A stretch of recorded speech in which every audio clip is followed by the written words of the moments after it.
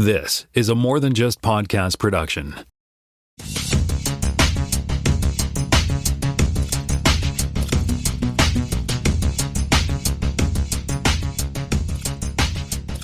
Welcome to Podcast Season 7, Episode 25. My name is Timitra. I am in Toronto, Ontario, and I'm joined by Jonathan Kuline in Jacksontown, New Brunswick. Oh, you say it with such conviction. Hello there, kids. I almost said Mississauga. In my heart. No, I'm still here. In my heart, I'm going to Mississauga.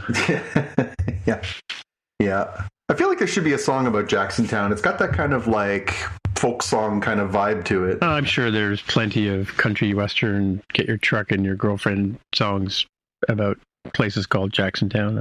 It's such an, it's like Springfield, right? It's such an original name. All righty. Well, let's dive into the fact check. So, this is actually a headline story, but I put it in the fact check because it's kind of, we talked about this last week, but this is a follow-up to the article about Apple TV Plus losing $1 billion a year. But this particular author says it was likely as planned. And I don't know if you had a chance to look at the article, Jonathan, but they reached 25 million subscribers last year, in comparison to Disney Plus, which has 125 million subscribers last year. But Disney lost 11.4 billion since 2020. But I should say that Disney Plus has reached profitability at 125 million subscribers. So I think that's where his theory about the fact that they probably plan to do this, right? And Apple spent over $5 billion on new content per year on new content, and things like Argyle didn't help. So they did a $500,000 budget cut last year, and they're expecting to lose between 15 and 20 billion in the first 10 years of the streaming service. So I guess it's kind of a long tail investment for them, right? Yeah, makes sense. As we said, it's about market penetration for them, right? It's about getting their products into your house as much as it is getting a service into your house. True. Yes. Yeah. Right. Because there's all that halo effect stuff too, right? And then, but then they posted 93.7 billion in net profit. So I guess losing $1 billion is a percent of their gross. So I mean, and that's not including their existing assets, which are, if I'm not mistaken, like something ridiculous, like $1 trillion in just liquid funds sitting in banks in Ireland. So around the world or whatever. Yeah, but So I mean, and comparatively speaking, Netflix made 8.7 billion. Really? Oh yeah, well, because it's just the TV stuff, and Warner Brothers, which is Discovery and Warner Brothers Discovery. Oh, there's a period. That's why I thought it was a new sentence. Sorry for punctuation, but they lost 11.3 billion last year. So Warner Brothers Discovery Max, like that. So that's sort of a follow-up. The other follow-up item I have is on the Electric State. Simon, I'm going to butcher this name, Stalenhag is the artist/writer behind The Electric State, and Tales from the Loop was the other show I couldn't remember on Netflix. So that's another good one if you're interested. If you like this style, it's kind of that dystopian, technology, what do you call it? It looks like a Big Boy. Like that's the kind of, the Big Boy. Yeah, It's that kind of robot-y look. Yep. Yeah, so it's cool. And you mentioned last week, it threw me off when you said that Tony Soprano's son was in the Daredevil. Yeah, Daredevil, that show. Yeah, the show with the red. I was thinking Red. I'm thinking Red. No, Redman's a rapper. That's a different thing. Don't they call him Red at some point in the show? Michael Gandolfini is James Gandolfini's son, who played Tony Soprano. That's what threw me off, because I looked at his face and I thought he looks familiar, but I was racking my brain going, I remember the kid from The Sopranos. Did he grow up and become this character? No, it's a different kid. But yeah, it looks a bit like his dad. It's kind of weird, eh? A little bit, right? Yeah. I mean, he's a little softer featured, I think, than James. But he's got a unique look, right? So yeah. Cool. And then we were talking about Yellow Jackets in the after show, and I wasn't sure when the show took place, but I watched the recap. Was it recap? No, so I watched the recap on White Lotus, but I went back and read the synopsis on Yellow Jackets. It's supposed to have taken place in the 90s, but seeing as the show depicts the main characters 25 years later, and the show started in 2021, you can work back the math and come up with 1996 would be when the plane crash took place, and the girls lived for at least, I mean, so far in the story, it's been, I would say, a year that they've been there, because they lived through a winter, and now it's summertime in the storytelling. And yeah, the WTF ending to two shows ago. So we'll have to see what tonight's show. It starts. It's same as Severance, whatever. It's on Friday, so it'll be on after we're done this show. Yeah. So I don't know. I'll give it a spin, because the follow up to the episode where it ended with the WTF. Didn't go the way I thought it would go. Okay. I thought it was like, hey, they discovered the kids on Gilligan's Island kind of thing. But yeah, but it didn't go that way. Interesting. Yeah, it was a really interesting episode. And I mean, I don't know. It's like I always say, I always get anxious when I watch a show, and it's like the Lucille Ball Candy Factory, mayhem, that that episode where she and Ethel are working in the candy factory, and Lucy always does something and things go terribly wrong, and you're sitting at home going, don't do that, what are you doing?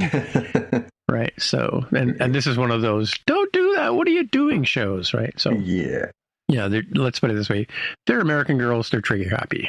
Alrighty. So let's move on to the headlines. You got a couple, and I've got a couple. Yeah. So let's start with some Marvel MCU news. So this week they released the first batch of people who are going to be in Avengers Doomsday, which started filming this week.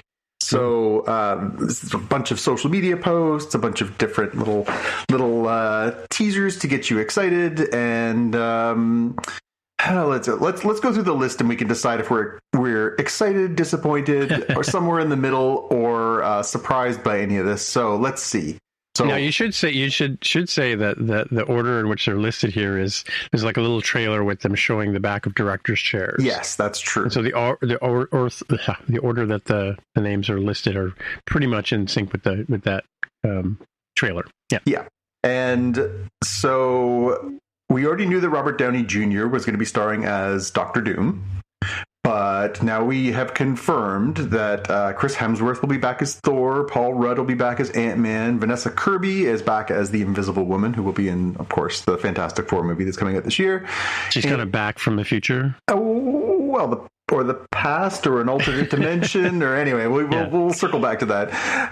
Anthony Mackie, who is Captain America, of course. Sebastian Stan as the Winter Soldier, Bucky, whatever you want to call him. Letitia Wright as the new Black Panther, or Shuri. Wyatt Russell back as U.S. Agent. I was a little disappointed by that announcement. I'm just going to interject, because that is 100% confirmation that he does not... he's never in jeopardy when we are watching Thunderbolts in a few weeks, which I thought was not the best way to do that. Not cool. Well, if you're going to have a movie with basically a Suicide Squad, and then you release that several of the characters are going to be in this movie, then you know that they're going to make it out, and that just kind of reduces the stakes. So I question the decision to release this information. But Tenochtitlan Mejia, who played Namor in the most recent Black Panther movie, is going to be in this. Evan Moss Bacharach, who's playing the Thing in the new Fantastic Four movie, is going to be in it. Also back from the future, yeah. Simu Liu, Canada's own, is back as Shang-Chi. Florence Pugh back as Yelena Belova, the White Widow, and again, also in the Thunderbolts movie that's coming out, so obviously she's making it out of that okay. Kelsey Grammer back as Beast / Hank McCoy. This is an interesting one. This is obviously a crossover from the Fox X-Men movies. We did see him teased at the in the teaser of a movie last year, so this is not a complete surprise. Lewis Pullman is back as Bob from the Thunderbolts. There will be a reason for that once we watch the Thunderbolts, or if you're a comics fan, you already know. Danny Ramirez is back as the new Falcon from the most recent Captain America movie. Joseph Quinn Joseph Quinn as the Human Torch. Back to the Future. Come on. Pedro Pascal, also Mr. Fantastic from the Fantastic Four. So that's the entire Fantastic Four. Why they broke it up like this, I'm not sure. He's Reed Richards. Oh, okay, right. Yes. Okay. David Harbour as the Red Guardian is back again from Thunderbolts. Spoilers, yes. Yeah, exactly. Winston Duke is back as M'Baku from Black Panther. Hannah John Kamen as Ghost from the Thunderbolts, also not on the list. Tom Hiddleston back as Loki, awesome, because we also spoilers, yeah. I mean, we left him in an interesting place at the end of the Loki series, so interesting that he'll be a character here, and also notable that Chris Hemsworth and Tom Hiddleston, the dynamic Thor Loki duo. So then they saved the sort of wowies for the last batch here. So Patrick Stewart will be back as Charles Xavier, Professor X. Ian McKellen back as Magneto. Alan Cumming back as Nightcrawler. Rebecca Romaine back as Mystique. James Marsden back as Cyclops. And Channing Tatum back as Gambit. Interesting. This is so... Their immediate reaction from this was like, oh my God, this is so exciting. And then everyone being like, but wait, what about insert any number of Marvel actors here? And the one that really came up was, where's Spider-Man, right? We're like... one of the biggest, most popular characters and one of the most popular actors. And the Benedict Cumberbatch character. And where's Benedict Cumberbatch? And so immediately people were like... And the Guardians of the Galaxy. It's notable that there are some absences here. And quickly there was a... Captain Marvel. Comeback on this saying... Just to be clear, this is the first batch of people that they've announced here. There will be more people coming. And also, there are some restrictions on what can be promoted. The rights deal to use Spider-Man doesn't necessarily mean you can advertise that Spider-Man is in the Marvel movie, which is kind of a twisted thing. But that means that, there may be reasons beyond the obvious that we haven't seen Spider-Man in any of this stuff. So... yeah, I mean, this is a pretty neat list, but it is particularly weird and a little bit strange timing that we're getting Thunderbolts on May the 2nd, which, all things being equal, is not far away. We're talking about 5 weeks. And we've already confirmed that we're getting Florence Pugh, Wyatt Russell, Sebastian Stan, David Harbour, Hannah John Kamen, and, so we know all these characters are making it out. It really does kind of diminish this tension of that. I don't understand why they would do it that way. Are you impressed, surprised, disappointed? Are you immediately like, hey, what the heck? Where's my Mark Ruffalo? Where's my Deadpool? Where's my... Hey, wait, what? Yeah, like, There's a lot of people in the Avengers, right? I mean, and in the Marvel Universe for an Avengers, like, these are the big crossovers, right? So this is supposed to be an X-Men Avengers crossover? Is that the idea? Well, also it's Fantastic Four, right? It's supposed to be the culmination. These two movies, the two Avengers movies, Doomsday and Secret War, are supposed to be the culmination and conclusion of this phase of the MCU, which is the multiverse saga, which I think a lot of us are ready for it to be over, because it's kind of gone a little off the rails. I won't say it's all been bad, but there's certainly been less public interest in, and also less, I would say, overall high quality compared to the previous phases. You mean like high quality from Endgame and the other one? Yeah, to the Thanos, the Infinity Gems saga. I think people were pretty invested in that. And, I was listening to a pod the other day, and I wish I could remember which one. I know it was one of the Ringer podcasts. They were talking about how, it's becoming, by its nature, impenetrable. Unless you are a diehard, which most people aren't. Right. I know you and I are, and that's fine. And I like us the way we are, but we're not everybody.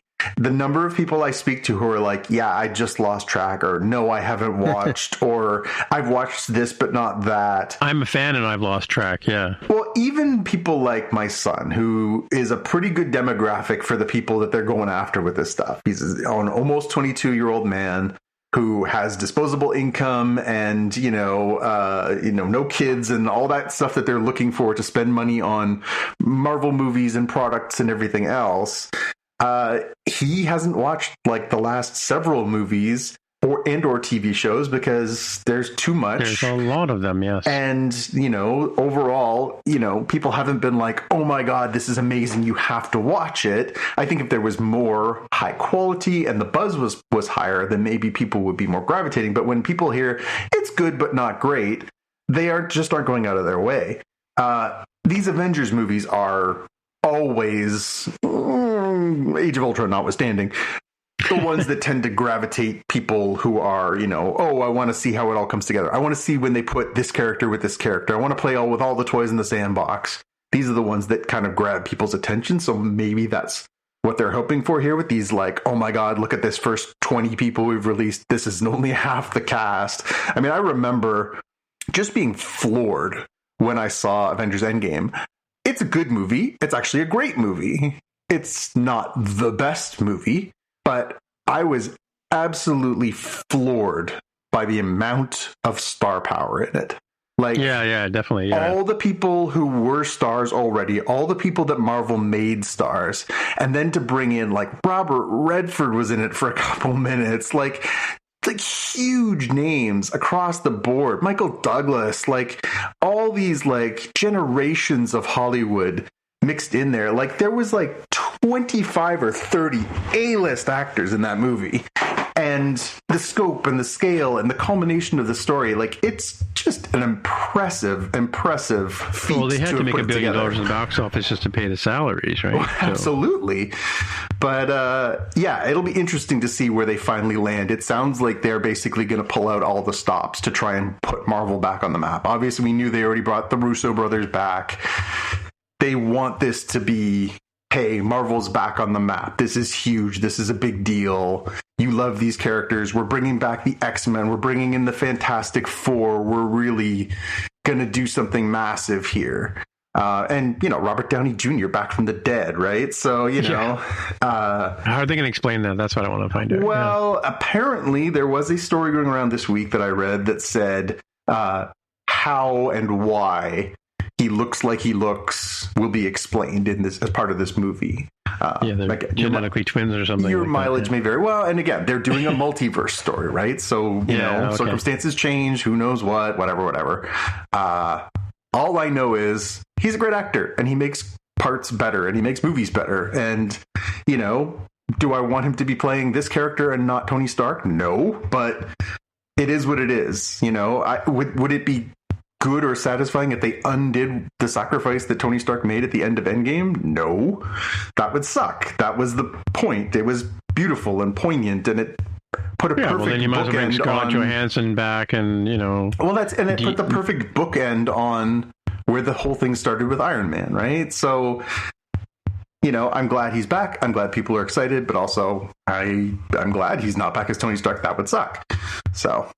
Yeah, I mean, like, it's funny. There's like the thing about it is there's a lot of characters, there's a lot of actors, a lot of like if I had to pick out of these, like who my favorite character is and did that character get enough screen time? I don't think anybody really gets any screen time.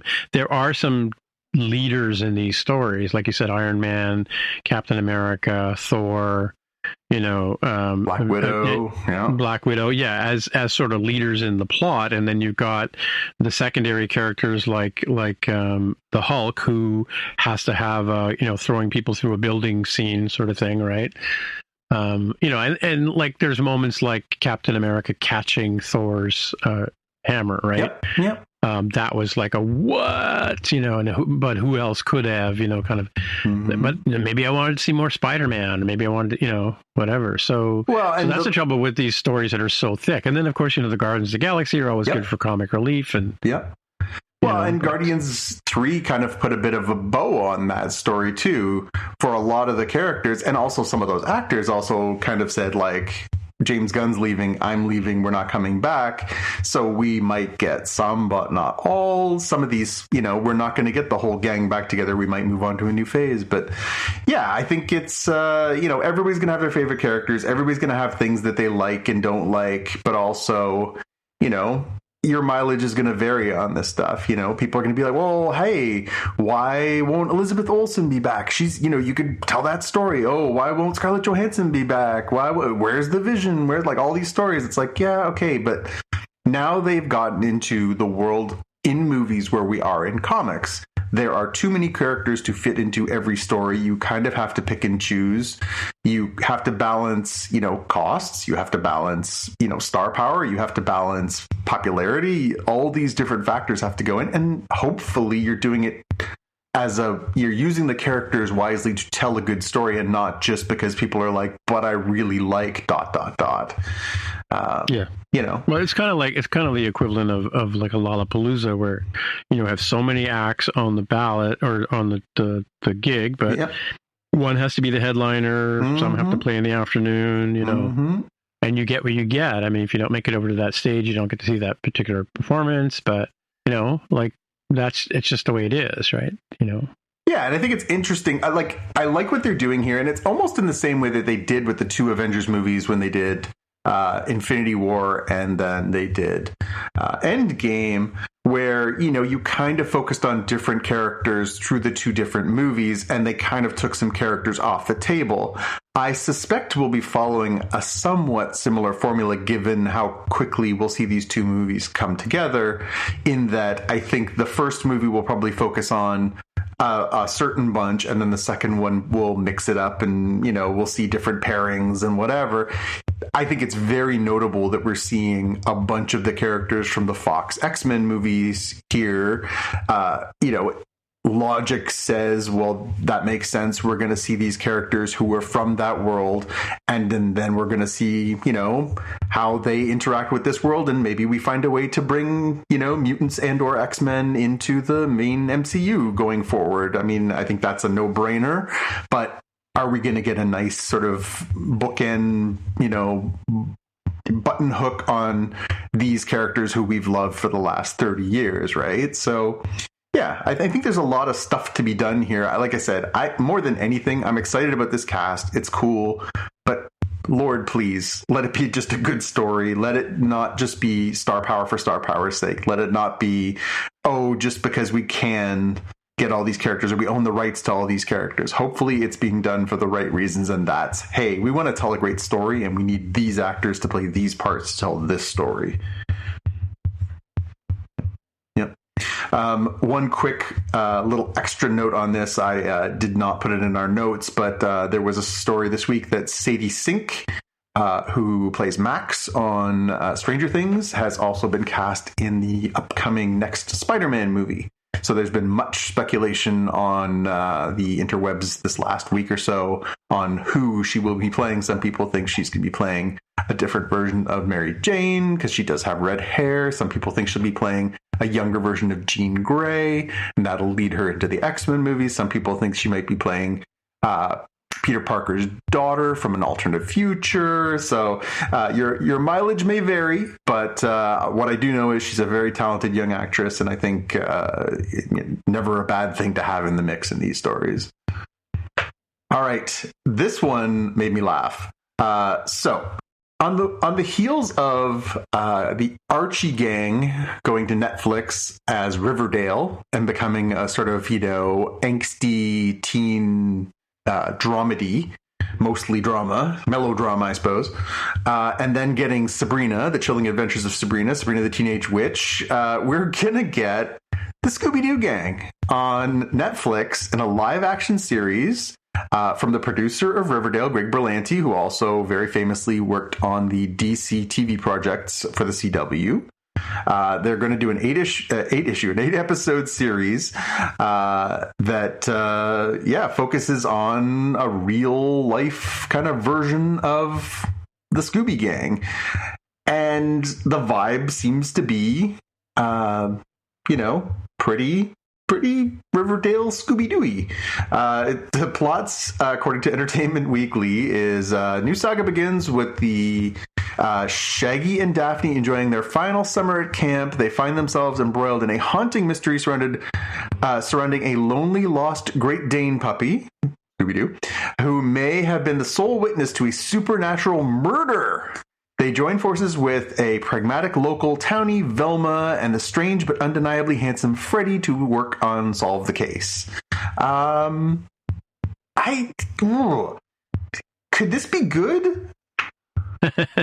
Well, it depends. Are we bringing, or is it like Freddy or Pretty Prince Jr.? No, I think the idea is they want to do like a young teen, like. Well, they did Fresh Prince too. They did that. They did. I haven't seen that show, but I haven't watched it yet. But they did a sort of a modernization of Fresh Prince to take the comedy out of it, right? Sort of thing, right? Yeah, and we've seen them do like turn animation into live action. Obviously, we've seen things like Avatar: The Last Airbender. We've seen Cowboy Bebop. We've seen One Piece. Like, there's been lots of these sort of, let's take a great cartoon and try and live action it. But I think it was pretty notable what they did with Riverdale and with Sabrina, where they kind of took the archetypes of the characters, they took a lot of familiar settings, but they kind of gave them their own sort of, YA kind of twist. It'll be interesting to see how light and or dark. Now, I'll be honest, I started watching Scooby-Doo when I was a little kid, and I loved Scooby-Doo. One of my very favorite cartoons. My very favorite of all the different iterations over the years is the classic 1960s Scooby-Doo, Where Are You?, which I don't know if I knew this as a child, but there's only like 50 episodes of that. So I must have watched those 10,000 times a piece. Some of them were genuinely pretty scary when I was a kid. I was like, man, some of this stuff is like a little creepy. They're in the amusement park. People are watching them, I wonder if they can do this without being silly, without being campy, but pay homage to it, but also tell an interesting story. I'll be curious. I'll be curious about this one. I just hope the dog doesn't talk. That's all I hope, is the dog doesn't talk.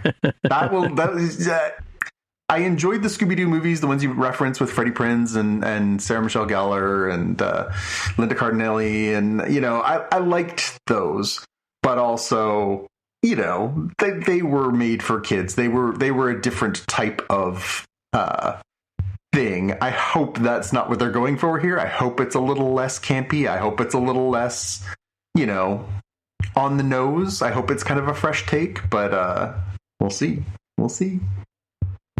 And this next story is it's a twofer because I picked it as part of the headlines, and Jaime also picked it as his pick for the week. This is something that showed up on Apple.com, like under they have like a hardware list across the top. You've got like Macs and iPads and Vision Pro and home accessories and stuff like that, watch. But at the very front of it was the Lumen. It was Lumen and the Lumen Terminal Pro, as if it's something you can buy, and it literally looks like the desktop model that they use on the show. But in the middle of the screen is a little video, and you can watch it. And it is the making of. It's actually the making of the final episode. Interviewing Ben Stiller and the cast, and looking at how they filmed all that stuff too. So check out the link in the show notes to the Lumen Terminal Pro. And if you want to watch the video, watch it. But again, like I said, spoilers for the last episode, which we're going to talk about in a bit anyway. So that was it for the headlines, I think, right? Yes, sir. And we'll move on to the main part of the show, and it's a couple of saying goodbyes, and what we're going to talk about next week. But so the first part of this, so we're now at the main part of the show where we talk about something Star Trek related, and we have been watching for the last 10 weeks now, I guess. Mm-hmm. We've been watching Star Trek Prodigy Season 2, which was not available in Canada, which is why Jonathan and I are watching it for the first time. Jaime was watching it as a rewatch. And so we're concluding. This is the final two episodes, two-parter of episode 19 and 20 of season 2, Ouroboros, part 1 and part 2. Now, first question I have is the word Ouroboros. Why does that ring a bell? That was the name of the character that was in the second season of Loki, played by Kei Kwan. Okay. So, no relation. It does have its own meaning. And Ouroboros is a symbol. Is that the snake that eats its own tail? Eating its own tail. So that is very appropriate to the story, but that's also why it's a fresh thing for us, because that is a character that we talked about in the MCU not too long ago. Right. Yep. Yeah, so we wrapped up the adventures of the kids. The mission was to get the protostar back to the place where they found it to fix the timeline. So, I mean, it kind of writes itself in terms of like where this episode's going to go. And yeah, I think so. Between the two episodes, they get everything, get all the ducks in a row. They have the final battle with Essentia, and she's throws all of the switches and goes and attacks all of Starfleet, and they manage to foil that. Janeway's running around shooting her last bunch of torpedoes at the ships as they're trying to break through these wormholes. Wesley's back to fix the timeline with the kids, and the kids are on the protostar flying around with and making a plan to figure out which of the many timelines is the correct timeline that they need to repair. And they do a little bit of math and some pattern matching to figure out which in fact is the right path, right? And once they figure out what that one is, they close all the other ones. First, they had to figure out which one were the buses, and then it was which ones are the mountains, and then it was oh no, that's something else. Yeah. Yeah, so they basically put it all together, and they it's interesting how they kind of I don't know, they make it pretty, the solution, right? So which as we know in life and probably in timelines, it's not going to be pretty, right? I like the way that they did the timelines in the Loki series, right? Because the same idea, like the butterfly effect, you break one thing, you open up other threads, right? So, and so the kind of the first episode kind of ends with that solution, and then there's a shoe dropping moment where Wesley sort of kind of says we're too early, and then they sort of have to figure out how to correct that and then get the ship back. So I don't mind. I hope you don't mind me jumping in, but they kind of, in the second one, the solution is halfway through the show. Like in the second in the last episode, and so then you're thinking, well, what are they going to do for the next 20 minutes or so, right?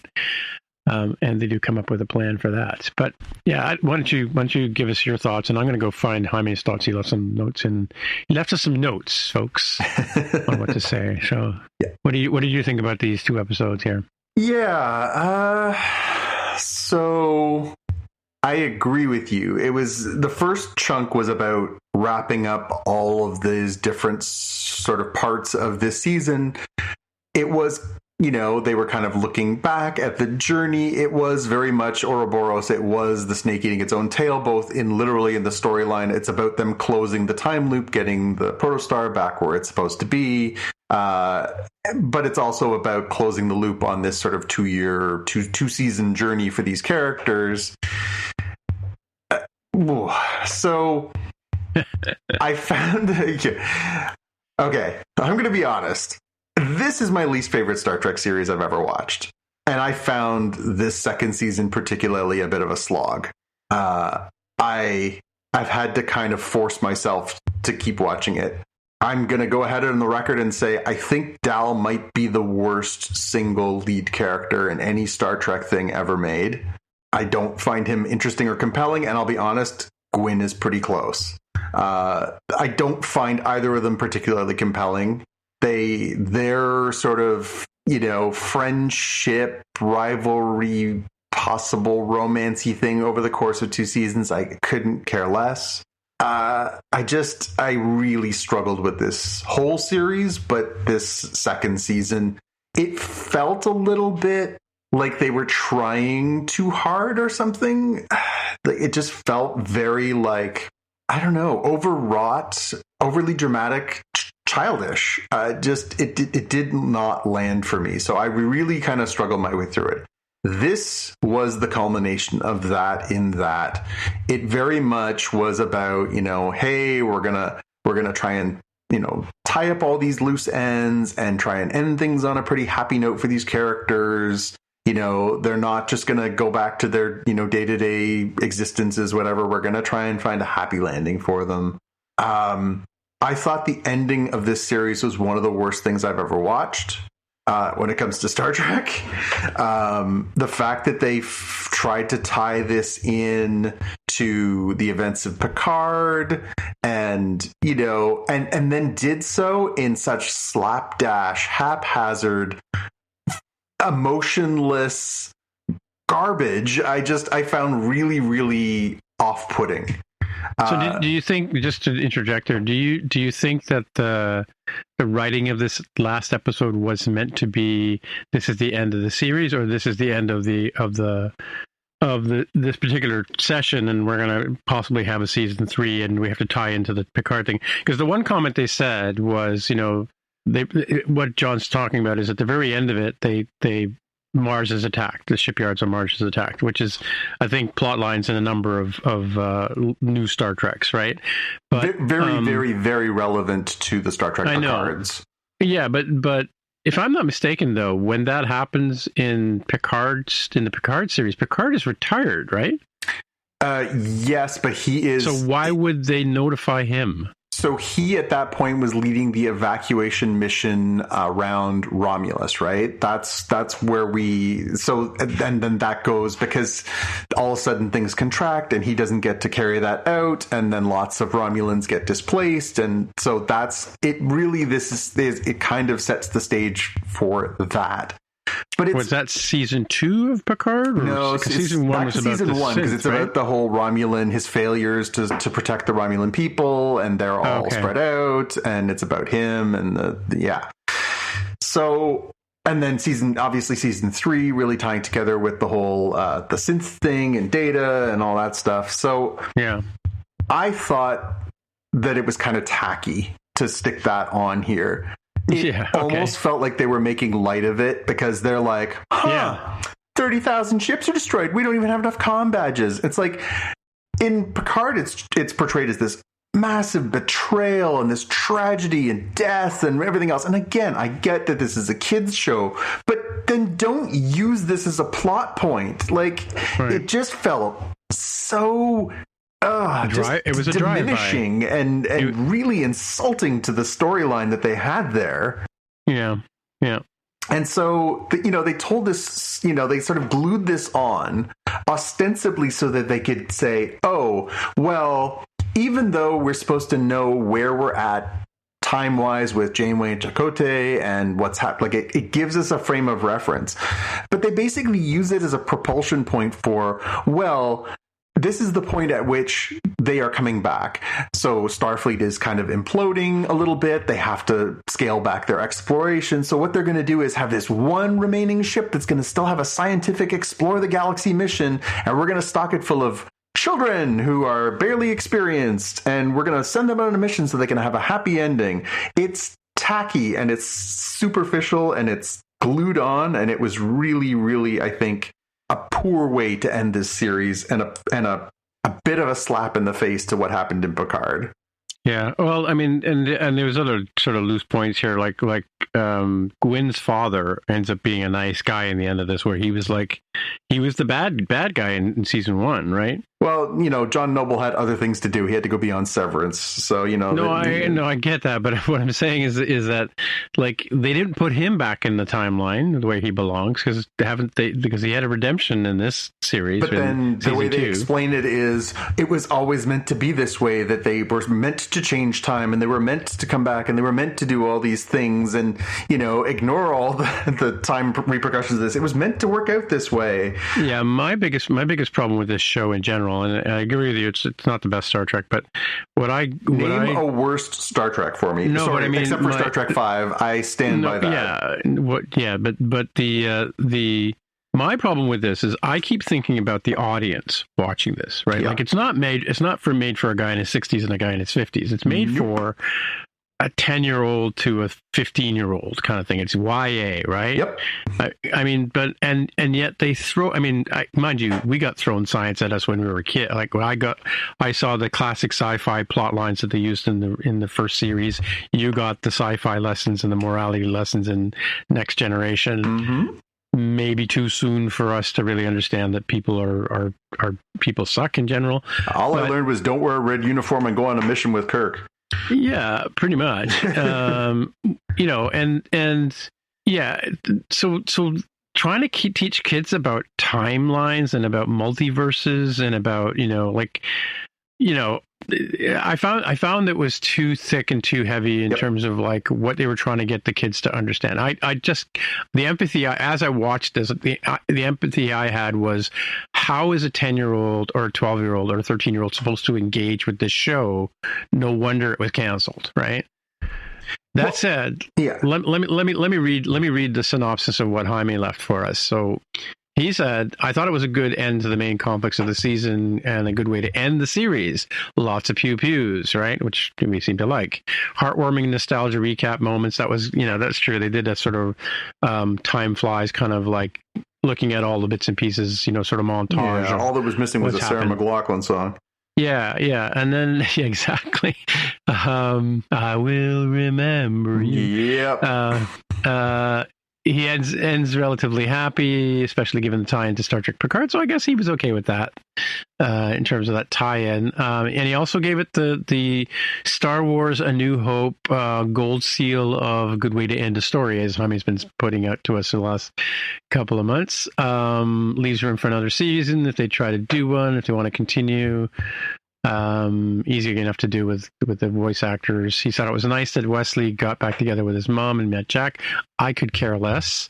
Yeah, again, it felt gratuitous. It didn't need to happen. It just did. Yeah, and he likes the intro song. I gotta say, the intro song's not too shabby, but probably the best part of the show. Yeah, so I mean, I'm getting the vibe that he kind of thought it was a good ending to a show. But you're right. Yeah, I do tend to agree. I'm glad I don't have to watch this again. Yep. Like I probably won't watch it again. Nope. I do agree with you about Dahl being kind of a weak character, but then, you know, he's kind of an anomaly in terms of all Star Trekkers. We've never seen that particular species, and we're probably never going to see it again, right? Yeah. Unless they bring it back in some future Star Trek for some reason. But, you know, and even Gwen's planet and society, that we've never seen them before either. In fact, most of these the only one that we've seen before is the Medusa, right? So, well, no, we've seen what's his name, the Jason Mantzoukas' character. Oh yeah, he's a Tellarite. He's a Tellarite. So we've seen Tellarites before, but just not that specific one, right? Right. Yeah. I mean, there was a few scenes where Jenkum. Yeah, the Tellarite and Dorians, because there's one episode in the classic original series where the Tellarite, Kirk is trying to get the Tellarites and Andorians to do a broker a peace treaty, right? Mm-hmm. Yeah, because I think there was a couple of sideways, because the one character, there was a Tellarite there was an Andorian in this show, and I remember there being a Jenkum and him having a side glance at each other, right, kind of thing. Yeah, they did use that in the show, but yeah, I don't know. And again, you're right. They did put a bow on this so that if they wanted to, for some reason, they could certainly either tell more stories about them out just being this unique exploratory mission that can do whatever the heck it wants and tell that story if there was a demand for more, or they could have them, for some reason, they could do more mature versions of them in a different iteration. They could go through a time warp and show up in the same time as Starfleet Academy, the new series that's coming on Paramount. Like, they could use these characters. I just hope they don't. Yeah. Well, I mean, and let's talk about the characters too. So I did like the surprise of bringing Wesley Crusher back in as the time cop, right? Yep. Although he's no Doctor Who, and kind of had the run of his character was kind of weak, I think. I mean, he just was frenetic and kind of weird. Yeah, and then I like the two Janeways and the contracts between them, the holographic Janeway. Yep. And there was a holographic Doctor too. I could care less about him, but he was, whatever.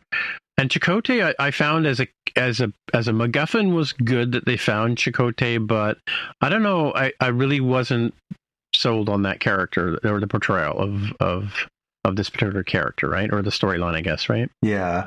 I think the biggest disappointment for me was, and part of the reason I was kind of interested in seeing this when it first came back, was that Robert Picardo was coming back as the EMH Doctor.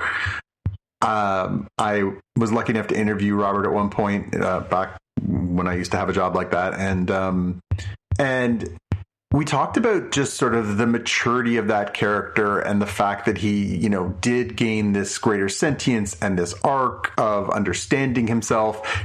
Not like Data, where there was that pining to be a human, but that there was this growth and this desire to better himself. And there was a lot of subtlety and nuance. I got the, impression in talking to Robert that, he and the writers cared so much about this character and that it wasn't meant to be just this one note kind of thing. And then they brought him here and it was a one note thing. He was this superfluous kind of just sort of, kidified, just sort of got in these running stupid commentary. lines. Yeah. They could play little gags on him. It diminished that so badly for me. I agree with you. I think they actually did a pretty decent service to the Janeway character, both the artificial and the real. The Chakotay, yeah, I get it. Your mileage may vary. I got to be honest, I never really loved the character to begin with. I think Robert Beltran's a really good actor, but never really knocked my socks off as far as the development of that character. I don't think he had a particularly great growth arc on Voyager, and I don't think he has a particularly... Actually, he might have a better growth arc in this story than he did on 7 seasons of Voyager. But I don't know, this series never could seem to make up its mind what it wanted to be. Was it supposed to be kind of the continuing legacy of the Voyager character? Was it meant to be an independent story about these, people who just were brought together and became a family and, happened to get sucked into this greater Star Trek universe? It felt like the scope of what they were trying to do in season 2 was too big for a children's show and too convoluted for sure. And then it kind of got away from what made the first season better, frankly, which is the heart of it and the fact that it was these kids kind of together as they come. There was too many characters added in. There was too much backstory, convoluted nonsense this season. I'm glad it's over. I'm just glad it's over. Again, it's not... Thank goodness for the whales. That's all I have to say. It's not... Yes, absolutely. Good on Star Trek 4, right? It's not the worst thing that's ever existed. It's just a disappointment. I think that's where I stand on it is... I think that there were so many more opportunities to do this better. I don't know if this second season was the way that it was because of the fact that it was, canceled partway through and then finished later. I don't know all the circumstances, so I do not want to be... canceled? It was canceled. They decided they were going to get rid of it. And so this second season wasn't even supposed to be finished. But there was a bit of an upswell and they were already working on it. So they decided to finish it and then they shipped it around. And that's why it's got these murky rights, why it's not all the places it should be and everything else. Yeah. Again, there may be outstanding circumstances as to why this is not, in my estimation, the best thing. Maybe other people really liked it. Maybe, again, I'm curious to see on our Slack channel, when we'll have to see what our buddy Keen has to say about it. Yeah, what people get out of it. Again, it's not the worst thing in the world, but it may well be the worst Star Trek series that's ever been made. And maybe if you have a kid that's in the age range and you could watch it with them and if I had a kid, I would sit them down and I would watch TNG over this, but not the first season. It sucks. Again, there's it's going to go in the easy to skip pile. I mean, I think this is not required watching for anybody who wants to do anything to do with Star Trek. Along with Star Trek 5, as you mentioned.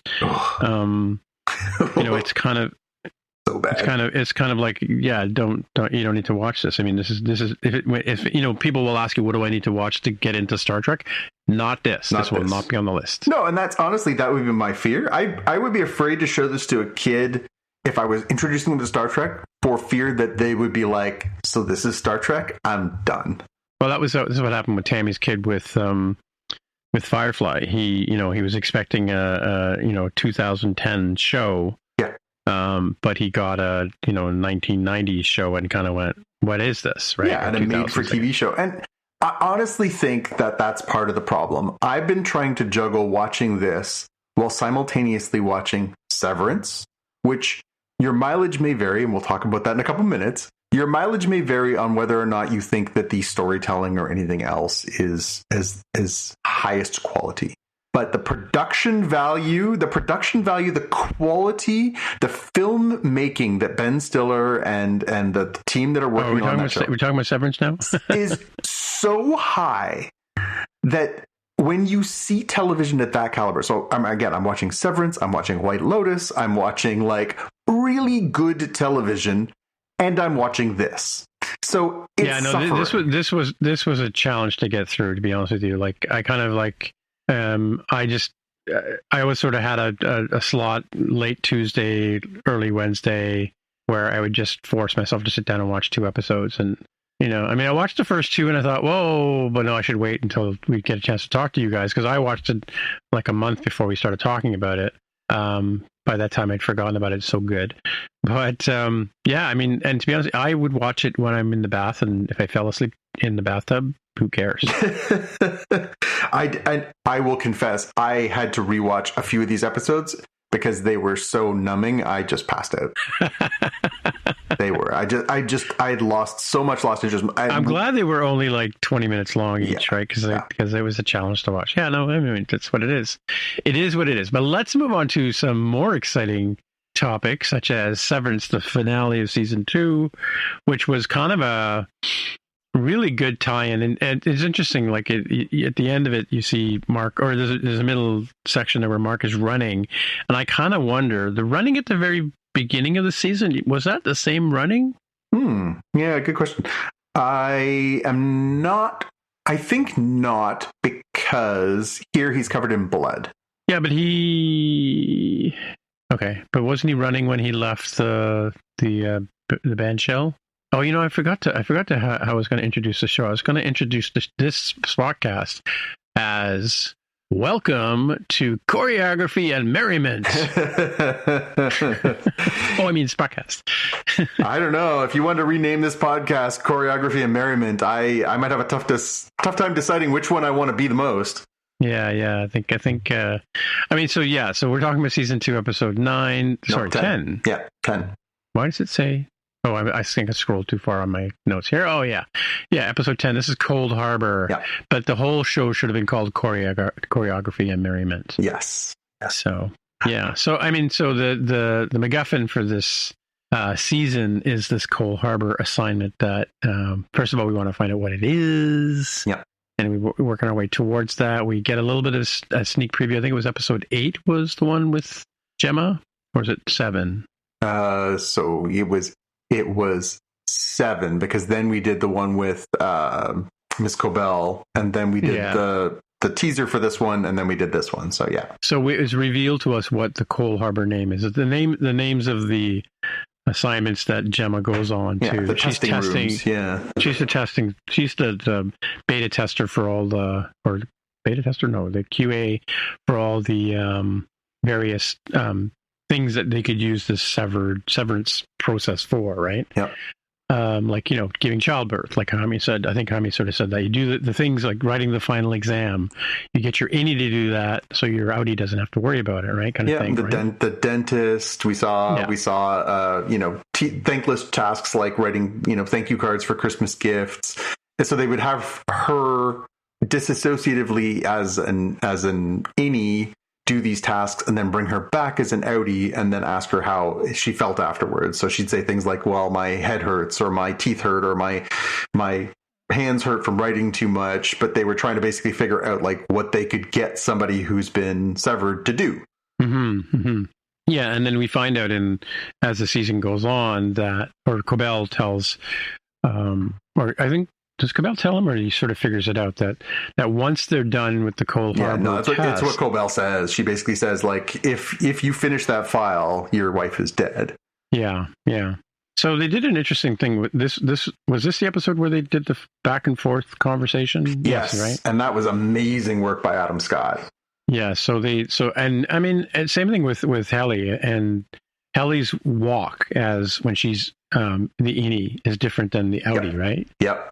Yeah, they all have these different, like the body posture, the way they move, a lot of interesting performance acting in this show.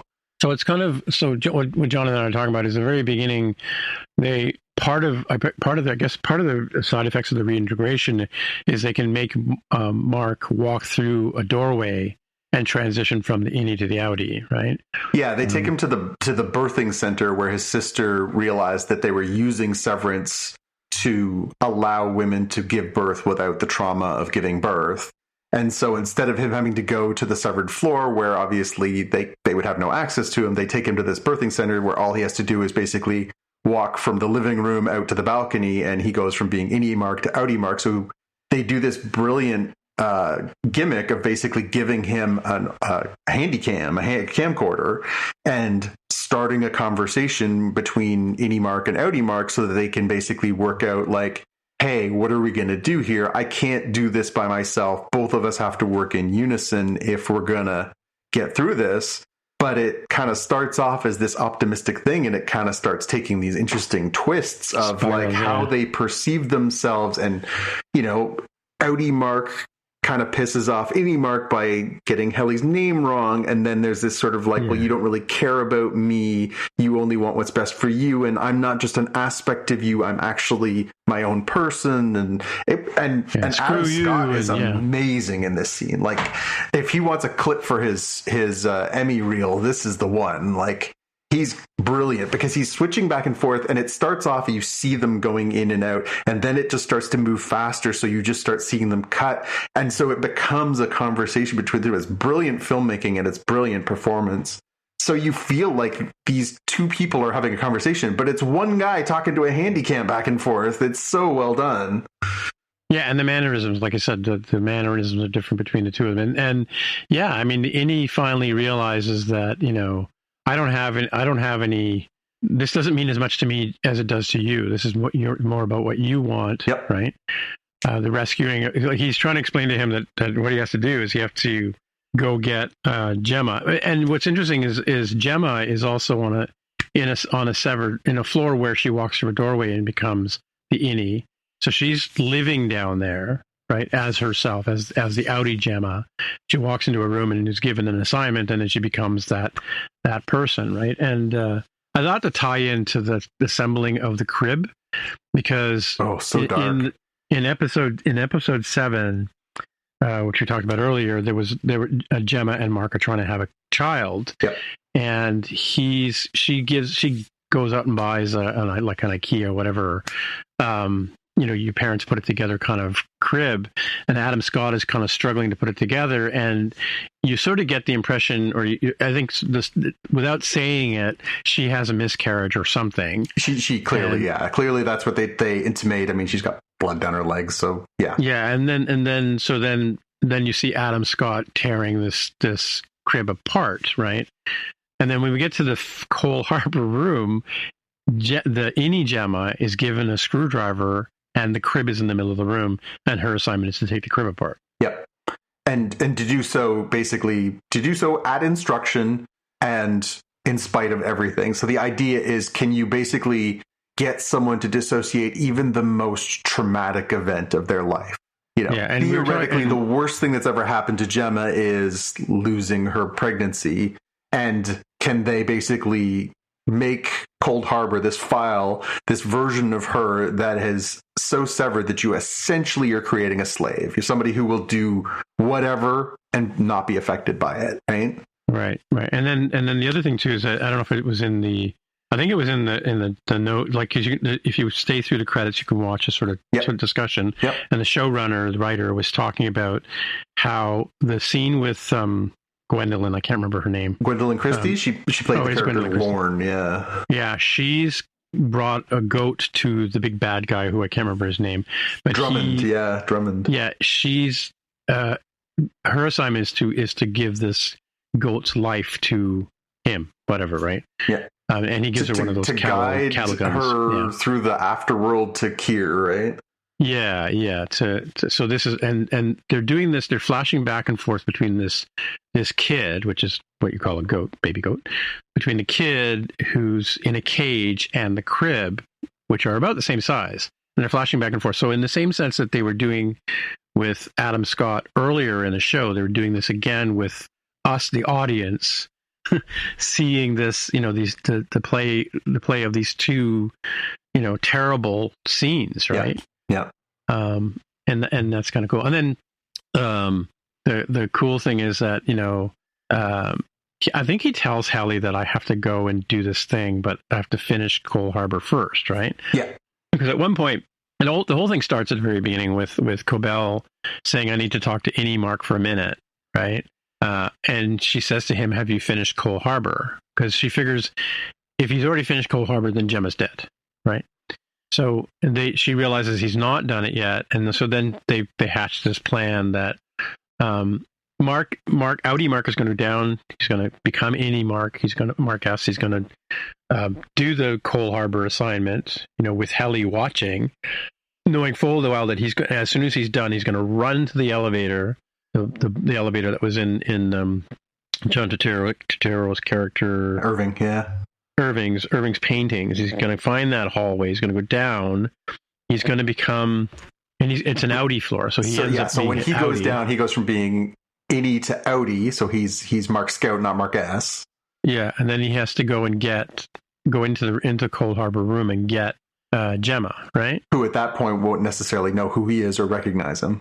Because she's now Innie. She's Miss, what's her name? But Miss she's Casey not. She's actually she's a completely different personality based on the Cold Harbor programming. Oh, okay, right.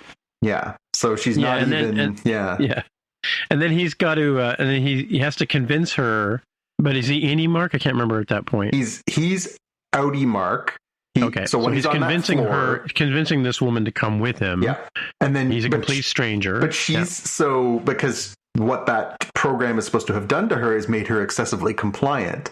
So it actually works against Lumen without them realizing it. They've made her so compliant that when he's like, come with me, she's like, okay. So not quite okay at first. She's like, who the heck are you? No, but the funny thing is, as soon as she walks out the door, they both are now Outies. Yes. So that's the first time that Gemma and Mark Scout, Gemma Scout and Mark Scout are together again for the first time. Yeah. And that's a beautiful moment.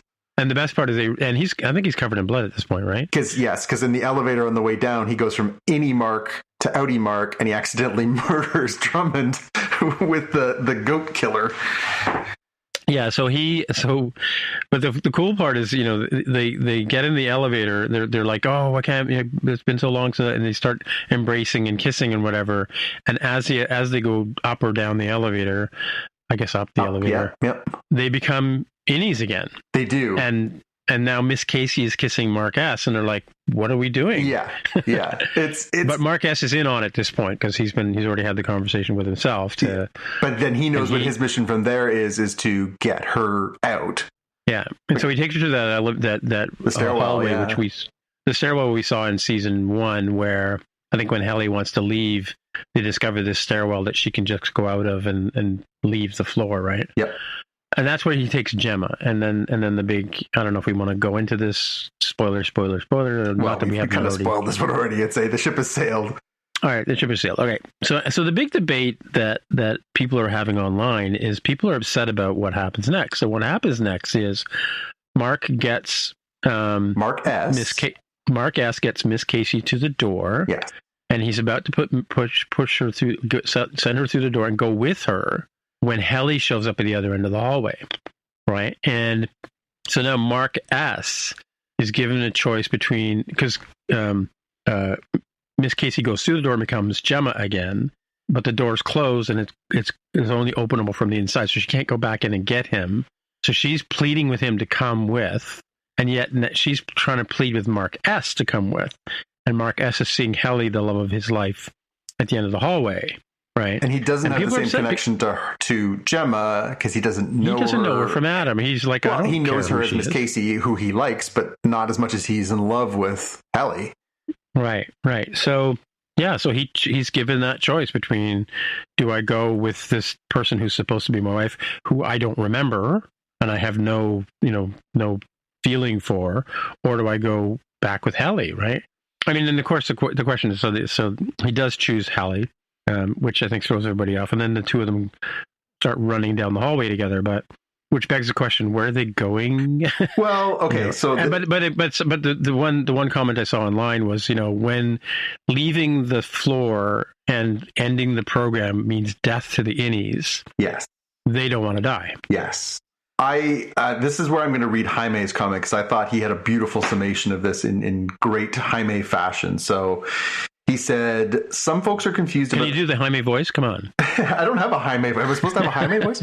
How's it going? How's it going? Hang on, give me a second. How's it going? Okay. Some folks are confused about the choice of Helly and Mark S. to just run off into the building and without any real plan, especially as there seems to be no way out and they're probably doomed.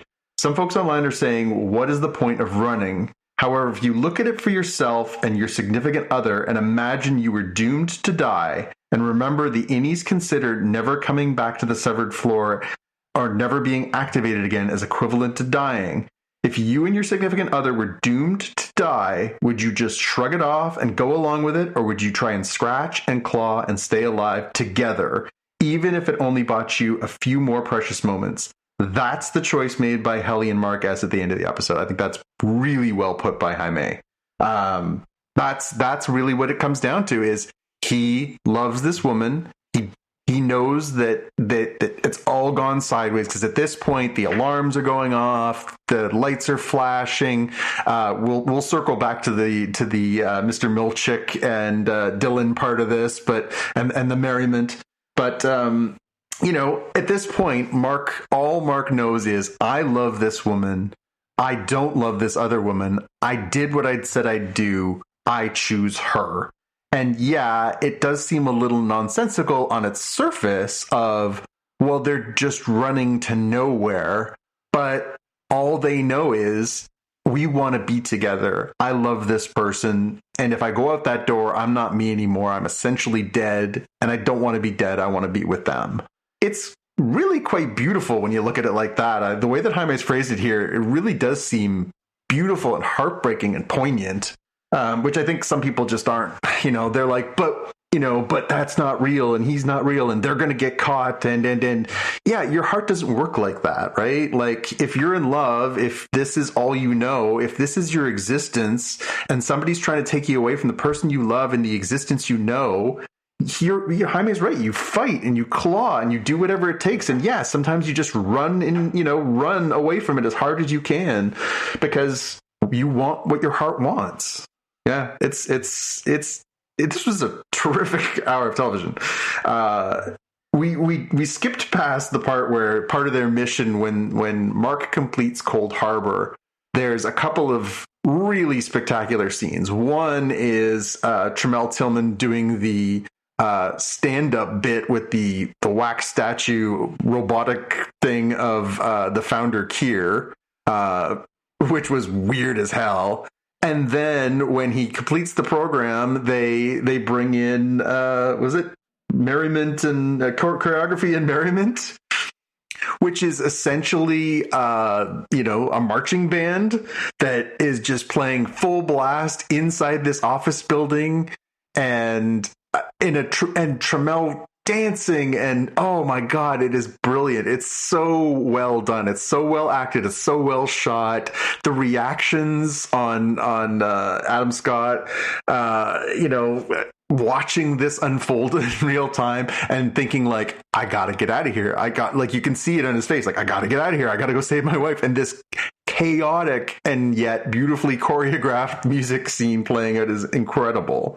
And then, of course, that leads to, we had this sort of side arc with Dylan, who, he tried to quit because his heart was broken on the inside and the out. His outie self writes his innie self a note and says, no, stay put. So he shows up on the scene, to help Helly, who's trying to distract Milchick and let Mark do all this stuff we just talked about. And so we end up with this very crazy scene where like the band's playing and then they end up trying to trap Milchick in the room, and then they Dylan puts the vending machine in front of it and they're trying to hold him off. And again, as Jaime said in here, Milchick is an absolute beast given his ability to get past the blockade, including a vending machine, adrenaline boosted perhaps. It's a pretty wild scene. I saw the stuff from the Paley Center that I don't know if you saw it online, where they did a panel on the Friday, the day after this aired, and Tremel Tillman came in with the USC marching band to with the same kind of fervor and gusto, and it was just like, man, this guy. I'd make a case for him to win a Best Supporting Emmy on this too. Like, this guy's fantastic. I mean, I don't know if you've seen the interviews with him, but he's a tremendously charming person. And he was on Q with the gentleman who plays Dylan. Yeah, and he's really, really charismatic, and his character arc this season was really interesting. I think a bit of an underrated part of the season, but.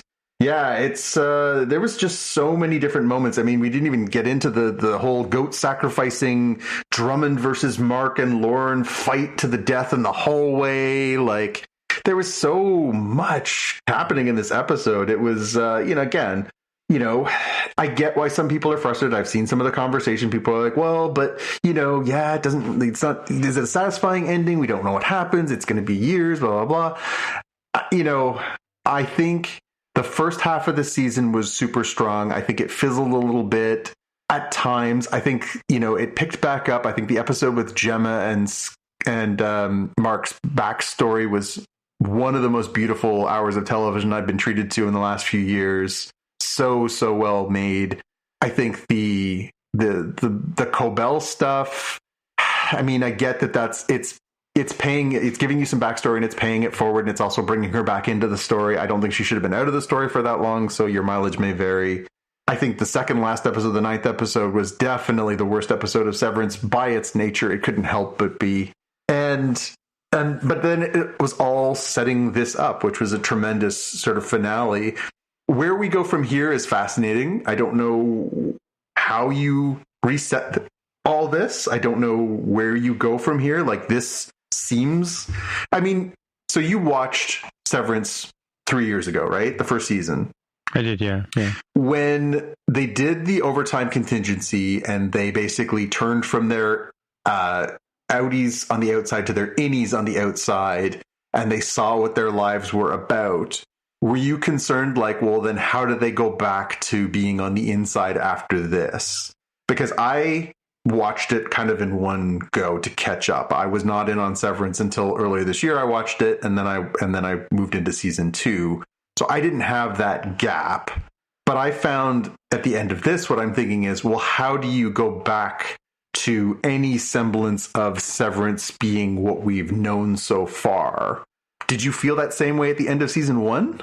I think the because I mean, Dylan ends up in the closet and sees his kid or something like that, right? Helly is at a banquet where she's supposed to be speaking. Yeah, she's supposed to be the nasty version of herself, the Helena version, right? Yeah, and Adam Scott is Mark Scout, or Mark S. ends up at his sister's house at a party, and Miss Cobell is there as the outside Miss Cobell. She had a different name on the outside, but she's there, and the Patricia Arquette character is never severed, right? So, and he's like, "What the hell are you doing here?" So that was those were the kind of shoe drops that happened at last episode, I mean, so the beginning of this episode, first episode of the season, this one was, how do they go back to work, or what happens when they go back to work? And they sort of play with I think they tell Mark S. that you've been off for a couple of months, right? But it could have been 2 minutes. So it could have been the next day kind of thing, because the outies don't have any concept, or the indies don't have any concept of the passage of time beyond their 8 hours in the office, right? He walks in the door and there's like 3 different people in his work group, right? The Helly and Dylan and Irving are gone, right? And I mean, I love the part where they fire those 3 characters, and the one guy he's on the outside and he's like, "What did I do? I broke my lease to be here." That's Bob Balaban's brilliant. Yeah. So, it was kind of tense, sort of thinking, I guess, over the time span, what's going to happen. I mean, so to me, this is kind of like opening that was kind of opening Pandora's box, right? But this is kind of opening Pandora's box too, because how do they go back from here, right? Like, what is it like now? We have Senate, not that we have Senate hearings that mean anything anymore, but do we have like Congress hearings and people testifying, and, you know, are they going to drag out, you know, Miss Cobell and you know, Helena, and, you know, have them testify before Congress in terms of what these, you know, people are doing. And then you've got Mark's sister, I can't remember her name, her husband with the book, the Your Inner Self or whatever it is. Yeah. You know, like, how do you go back from here? Like, this is such a departure.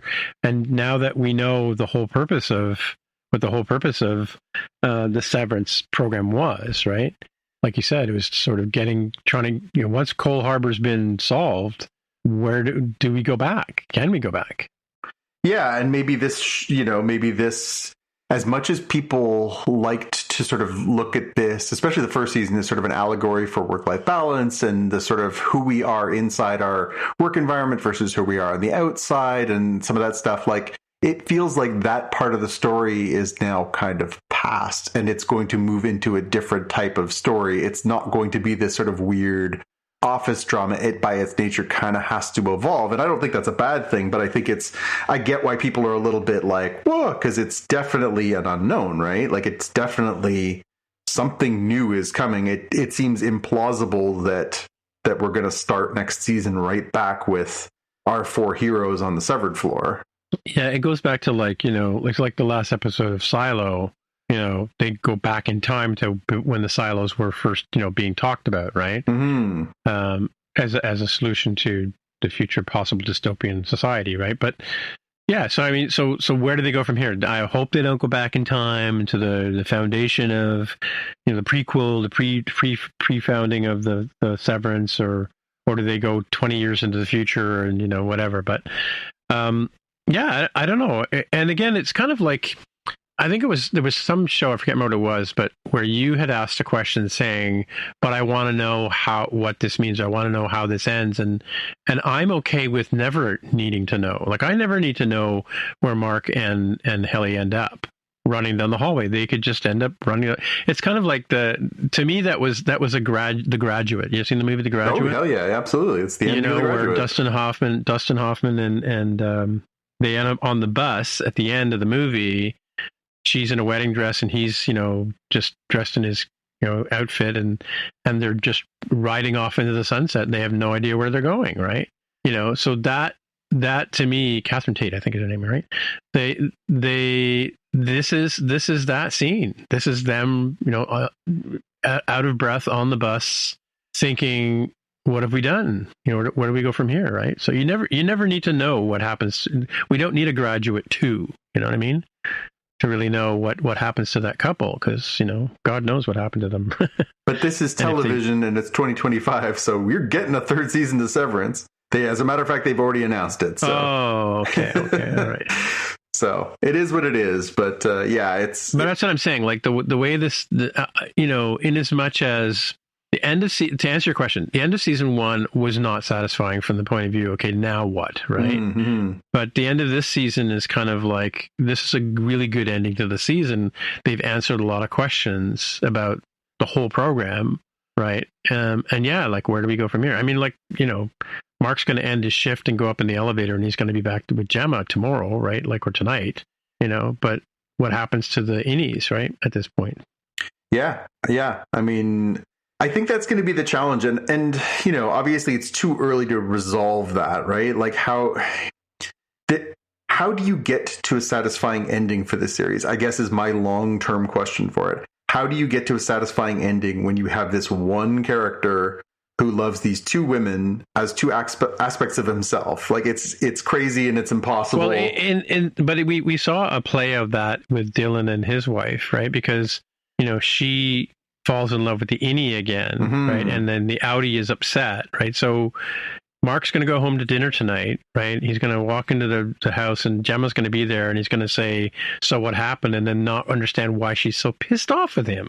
Yeah, although is he going to be there? Is he going to be there that night? Considering he just killed a person in cold blood, and Yeah, but who like you said, who's responsible for the pregnant woman, right? In the same sense as which one of them killed the man, and it was an accident. The elevator camera is going to show that, right? But who's responsible? Because it was Innie Mark turning into Outie Mark. But it was Innie Mark that held him hostage. But it was Innie Mark that pulled the trigger. He held the trigger. Oh no, because don't they? Doesn't he turning transition? from Innie Mark to Outie Mark was what triggered him pulling the trigger. So technically, it was Outie Mark that pulled the trigger and killed. Well, it's like they say, don't ever put your finger on the trigger of the gun unless you intend to shoot, right? But I mean, I don't think any fan of the show was shedding a tear for Drummond getting shot in the head. No, but at that point in time, is he guilty for doing it, right? Yeah, so yeah. Now, either way, again, I'm glad I caught up with it. I'm glad we were able to talk about it together because it is a fascinating show to discuss. And so here's a trolley question for you, right? Okay, and you can. I was thinking about this the other day, and I was thinking about would I do this, right? So. And it is potentially possible that this scenario could actually come true in the next few years, right? If you were in a room, right, and somebody was there like an armed policeman, and his gun was right in front of you, and you saw Hitler, would you take the gun out and shoot Hitler? Well, I would, but But I mean... Was I meant to? Wait a minute. Is this a Star Trek Prodigy question again? No. This is. I was just thinking about this. I'm a pacifist person. I'm against guns and whatever. But there's a scenario where I was thinking about this the other day. That if the opportunity presented itself and I could do it and I'm not planning on getting away with it. I mean, obviously, yeah, I'm going to get rolled by Secret Service people or whatever. Cops are going to beat me up or whatever, but given the moral circumstance that that this person is so morally corrupt that had given the opportunity, would you take the gun out and shoot them? Yeah, it's yeah. Again, I think it depends on who you are and what your beliefs are. Yeah, I mean, no, I don't know. I mean, some things in life are just, I mean, I guess that's Are you what implying happens. that there may be a Hitler-type person out there in the world right now? That's crazy.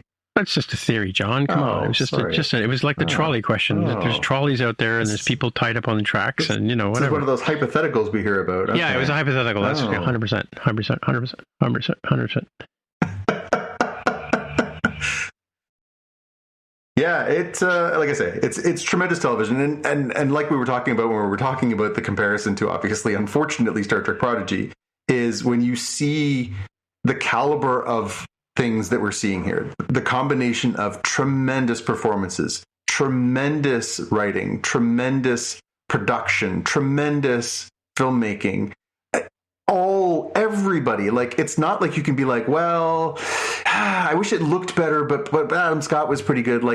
Every part of this is being done at the highest level. So good. It's tremendous television. I mean, we sometimes can't see the forest for the trees and realize how freaking spoiled we are to be living in a world where this isn't television. This is the quality that you didn't even see this in movies 25 years ago. This is incredible stuff. You've got all these people at the top of their craft just knocking the doors down with this stuff. And yeah, when you have to watch Star Trek Prodigy, you're like, okay, let's just move on. Now, a word from our sponsor. Now, back to the show. Speaking of moving on, let's maybe talk about some Daredevil. We got a double dip of Daredevil this week. Yeah, definitely, for sure. It was kind of a surprise. I wonder why. Probably to line up with some future event. They did announce this initially. So this wasn't something that just dropped out of nowhere. They said they were going to do these back-to-back episodes this week when they initially announced the timelines for episodes. And I think it's because they wanted this series to wrap up right before Andor starts, because they want you to go from watching Daredevil to being able to watch Andor, and they kind of had it all timed out that way. So that's the only thing that made sense to me when I looked at the timing of it. You basically, by doing these 2 weeks in a row, you lined it up so that you come right out of Daredevil and right into Andor. So I'm thinking they want to try and capitalize on people who might be into the Marvel stuff and who might be willing to just jump right in and watch the next Star Wars thing. Yeah, so we're talking about season 1, episode 5 of Born Again, Daredevil Born Again, With Interest, and episode 6, Excessive Force. Now, so the With Interest one, which is the episode 5, was about figuring out who this killer was, right?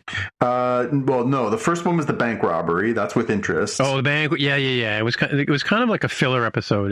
I was thinking what Jonathan would say about this. It was a little bit of plot advancement, but and some sort of inside man kind of thing. And it was kind of a tie-in to Miss Marvel, right? Was that Miss Marvel's dad? That certainly was Miss Marvel's dad. Yeah, absolutely.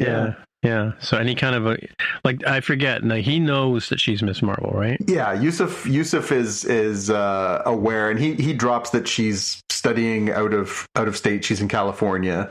But yeah, when I first saw him, I thought, oh, is that the guy? Because it had been, a while since I watched. I guess the most recent thing he was in the Marvels.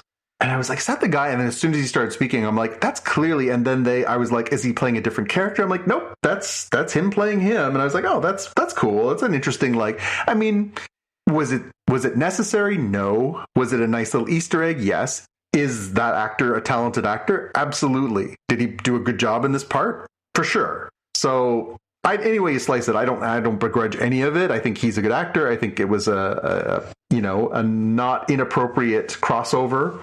It was maybe a little bit overwrought when they're like, you should come for dinner to my house. And that was probably a little much in the end.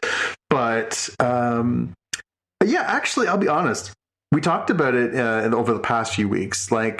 This series has kind of muddled a little bit, and I get why. It makes sense. I know, we talked about it in the past, that this show was a little bit disjointed. They filmed some stuff, and then they took a break, and then they decided they were going to change some stuff. So you never really know what you're getting that was the first vision of what they were going to do with the show and what they're incorporating that's the new stuff they shot. And so I get why the first few episodes were a little up and down quality-wise. And I didn't really love episodes 3 and 4. They were fine, but they weren't through the roof.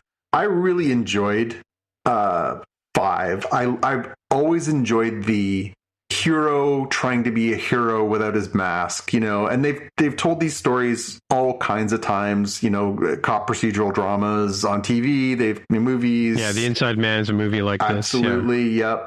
Yep. So yeah, it can be done well and it can be done poorly, especially to have a character like Matt who is, blind and is also, portraying that while still trying to do the right things and stuff like that, as well as the fact that he's still in this conflicted mode where he is wearing his mask anyways.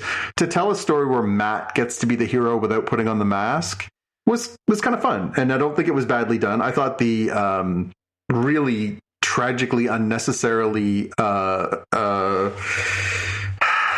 stereotyped Irish mob bad guys from stuff. Belfast was just okay, that was a little much for me on St. Patrick's Day too. Well, and again, so they've already established through the whole Netflix Marvel stuff that there are rival gangs in New York, and there is an Irish mob, and of course, none of it's out of the realm, but it was a little bit over the top, and just it was a little much. But I thought it was good. I actually enjoyed this episode. I thought, Matt trying to sort of do the right thing but not having to put on the mask was a fun thing to look at. And it did kind of set the stage for the second part of these 2 episodes that we set. They were separate episodes completely, but as we talked about, we hadn't seen Matt put on the mask since Foggy died in the first episode. And so there's been this sort of, when will he, are we going to keep waiting? And in this one, he finds a way to do it. And he does end up putting on a balaclava at one point to violently break someone's leg. Like, that dude's never walking again. But we don't see him put on the Daredevil uniform. We don't see him, become the vigilante that he is, taking the law into his own hands, exacting his own version of justice. But by the time we get through this episode and then we move on to episode 6, Excessive Force, we finally get to the point where Matt realizes, like, it's just not going to cut it. Matt can't do this. Daredevil has to do this. That episode is obviously, it's focused more around in the middle of Kingpin sort of trying to remake New York City and do his own thing. They realize that, they haven't seen all the clues and that there's been this serial killer in the midst of New York for a long time doing their thing. And it's because they realize that these bits of street graffiti art that they thought were sort of just, art and propagandist, are actually human blood mixed with chemicals to make them stick to the walls. And so as they start going through this, and then we see the White Tiger's niece, I think, show up and, puts the pressure on Matt. You got to do something. People are dying. You're supposed to be this awesome, people who protects the little guy. You got to do something. And then, of course, he finally, once Angela, the little girl, gets taken as part of this, he has to actually put the mask back on and he has to be Daredevil again. And that was a kind of an interesting moment where he's sort of like, you see him being like, well, I could just go out the door like this. And then he just sort of finally says, F it, and just, opens the door and into his Daredevil wing of his apartment and finally has to do it.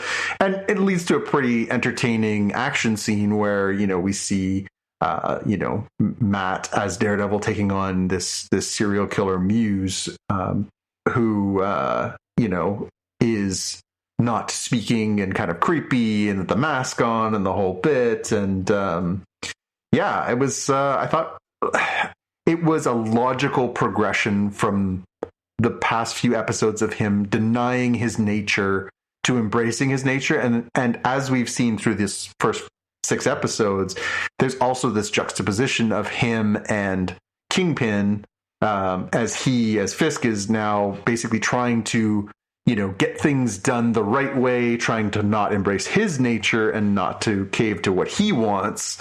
And so as we see the two characters both getting fed up trying to work inside the system, we both see them both chafing at that over the course of several episodes, and then finally hitting their breaking points where, as Muse and Daredevil are having this fight, we see Fisk take his wife's former lover out and beat the living tar out of him, embracing his violent nature too, right?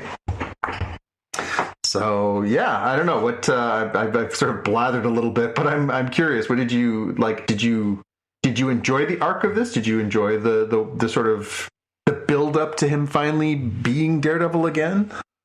Yeah, I think so. I guess, that's probably why they presented these two shows together too, is in that the With Interest one, the bank heist, because he leaves the bank and comes back, right? To once he realized his little spidey sense or his radar hearing, whatever, his bat hearing, tells him that there's something going on at the bank he was just at. So he comes back and kind of plays the dumb blind guy walking into the bank robbery in progress, right? And then, he's given the opportunity to leave and he, says, no, let the fiance go out with the girl, right, kind of thing. It's a lot of the things were typical, like the negotiator and the rogue sergeant who decides he's going to go in and, take over the whole situation rather than waiting for the negotiator to do her thing, right? So that was cool. And, you knew, I think you kind of knew that Matt, it was interesting the way he broke into the vault as well by just cracking the safe, right? Yeah. While Yusuf is being like, well, it's this incredible safe, you could never possibly, it's like, oh, yeah, no, you totally could.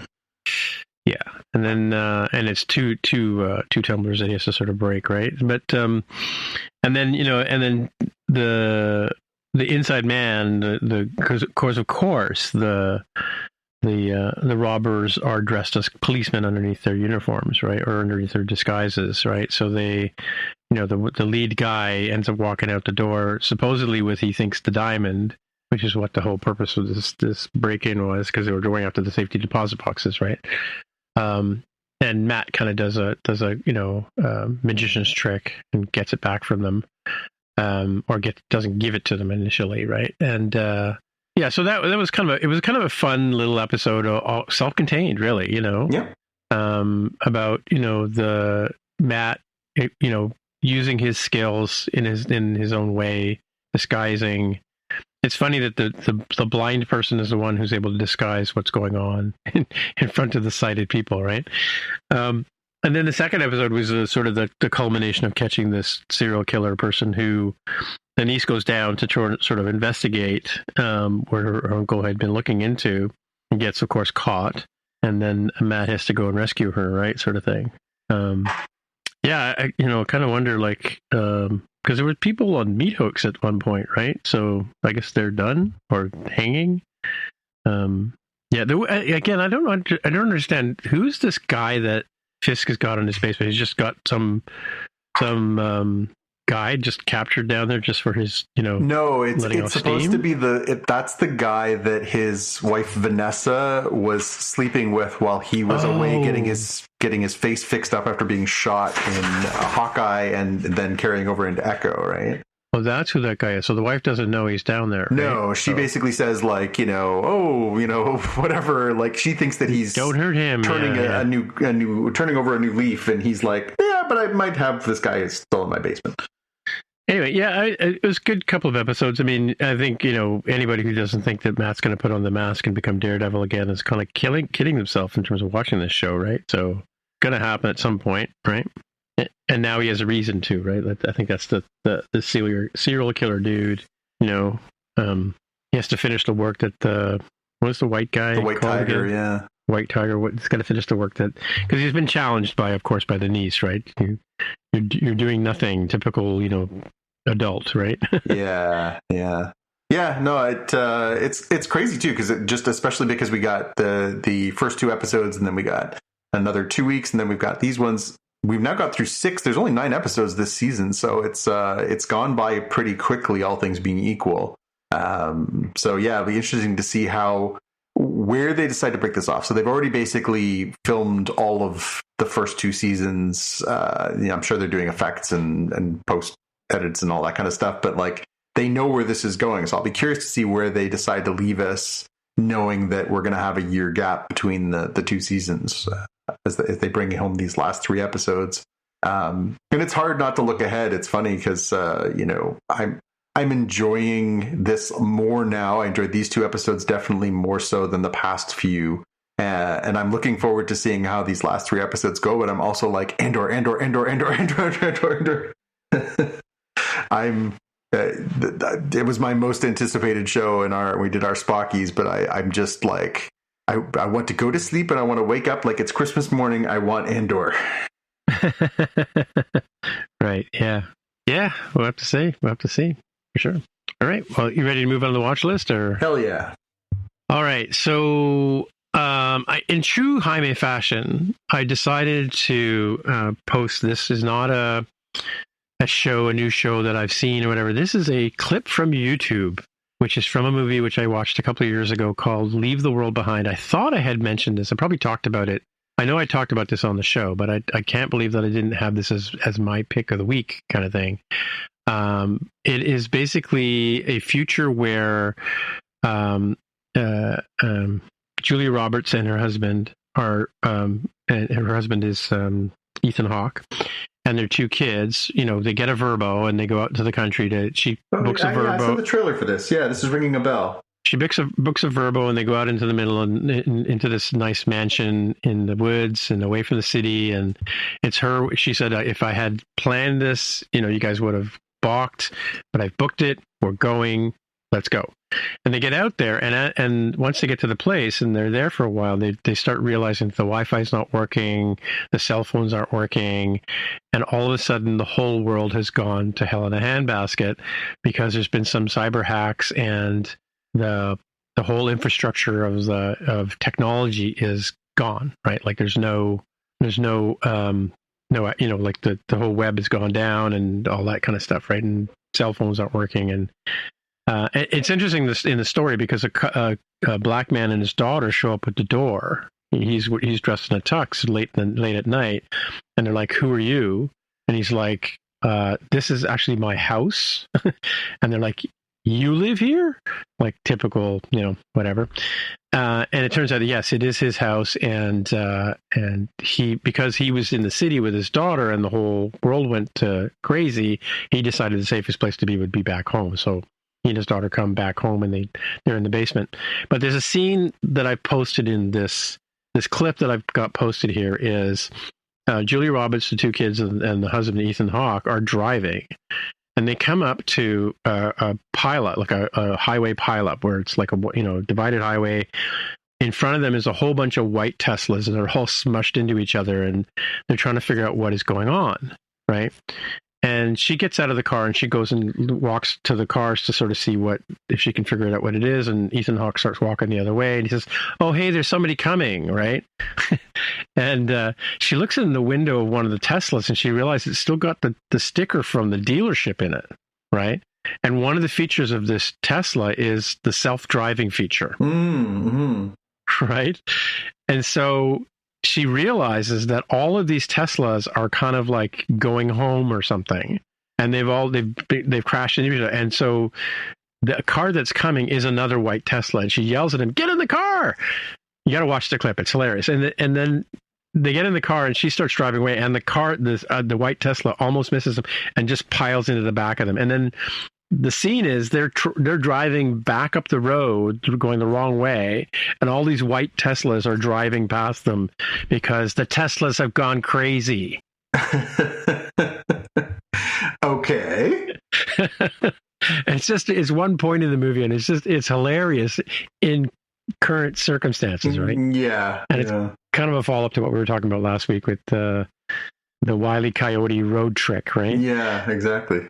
And also in the show notes, I also have the trailer for the movie itself, and you can see some of the things I talked about, the Verbo rental and clips of these white cars. But the scene I posted in here is the scene where the husband and the wife realize that, or Julia Roberts' character realizes the Teslas are gone bananas. And the second thing I have on my watch list is, as you know, I've got a Vision Pro, and I'm always looking for stuff that's in 3D. Spider-Man No Way Home is on sale this week. I think it's $7.99, which is a price I would consider buying. And if I'm not mistaken, like all of the Avengers and stuff like that, all of the movies that are in 3D are available in Disney Plus. But these Spider-Man titles, I think you said they're owned by Sony, right? They're not available. Yep. Yeah, so if you want to watch the Spider-Man stuff, you have to buy it. So I might after this show is over, go out and buy this particular episode, because I did enjoy the this is the one with Matt Murdock in it, and the three other Spider-Man, and they do that Spider-Man pointing at each other meme, right? They certainly do. And I did watch Anora this week. We were talking about this isn't really sort of a pick, but just a heads up. It's most of it's not safe for work. Don't watch it. Yeah, I heard the first hour is pretty close to an X rating. Yeah, and it's kind of like, well, I mean, all the way through. I mean, the character that she plays is pretty. I mean, it's a part of society that I don't partake in, and but I know a lot of people who do, right? So, but it's a really strange sort of culture that she's a lap dancer, I guess is the best way to put it, right? Yeah, and you know. It goes from there, and then it becomes it's a dramedy, like it becomes comedy. I think the reason why it's funny because she's got that New Jersey accent, like the Jersey Shore kind of thing going. She's not quite that bad, but didn't there's a history of women winning Academy Awards for Best Actress by putting on a New Jersey accent. Yeah, Marissa Tomei, for example. Right? Yeah. Anyway, so it's an entertaining movie, but like I said, it's I don't think it's everybody's cup of tea. No, it's I've heard a few people when they were talking about the potential for it to win an Academy Award for Best Picture.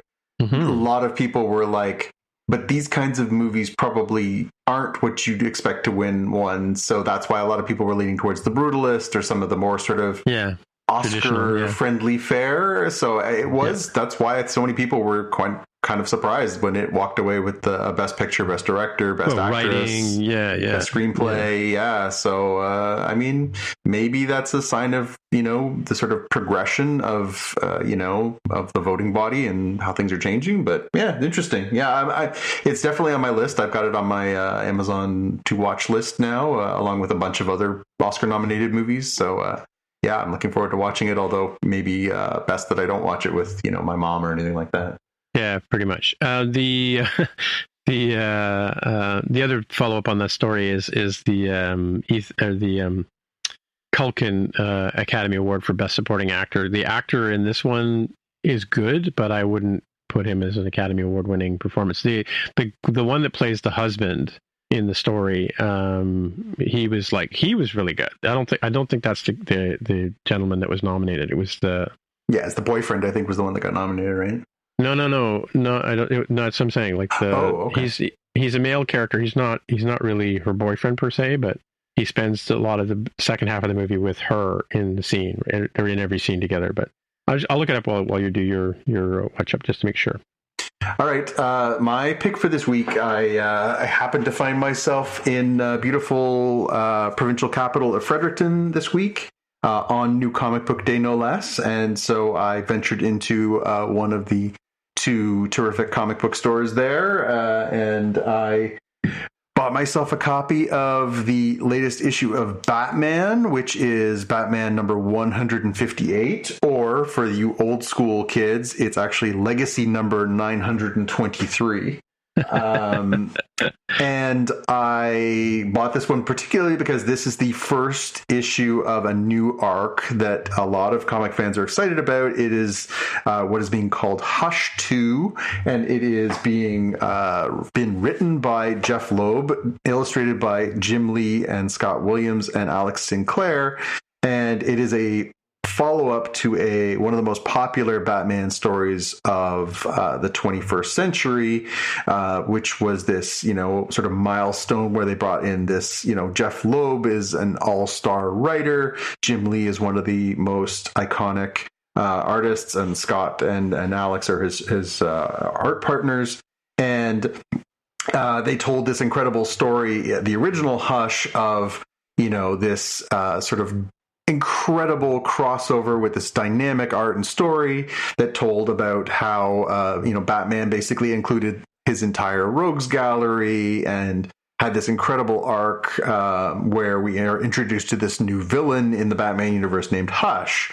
Hush has been sort of out of the circulation for a long time in the DC universe, and so it was with much fanfare they announced a few months back that they were going to be doing this, reuniting this creative team to work on this book.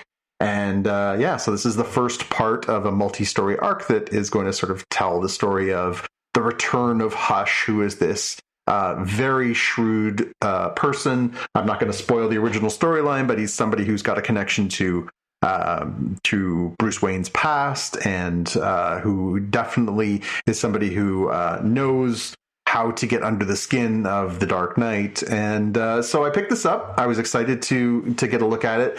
It's always a challenge to get a gauge of these things when you are picking up, the first part of a multi-part story. It's like asking people to tell you after, 10 minutes of watching a show if you like the entire show, but I will say the art is incredible, as Jim and Scott and Alex always deliver. It definitely has lots of familiar beats if you are familiar with the original Hush storyline.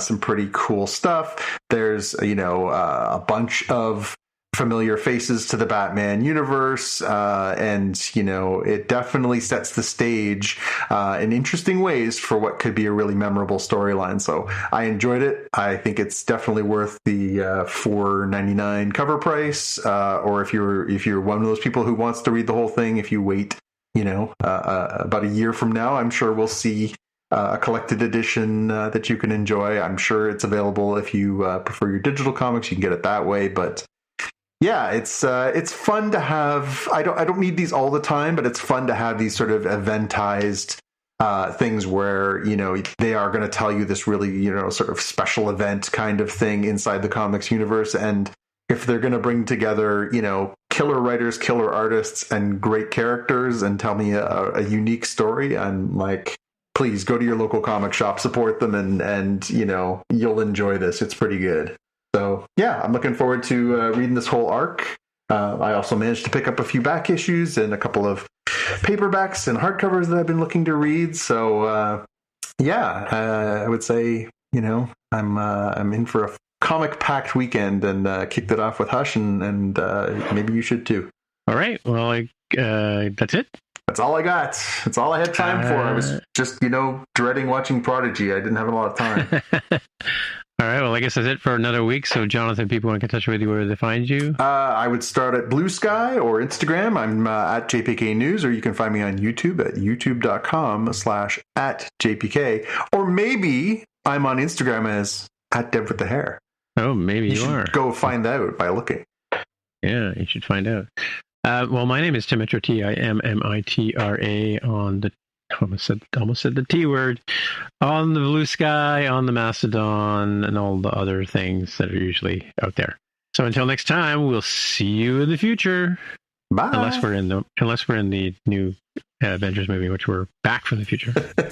Or we're in an Ouroboros, in which case we were always meant to be here. You've been listening to the Spotcast podcast. If you want to find out more about the podcast or see the episode show notes, visit the Spotcast website at spotcast.com. If you have feedback or questions, you can get in touch with us on the website.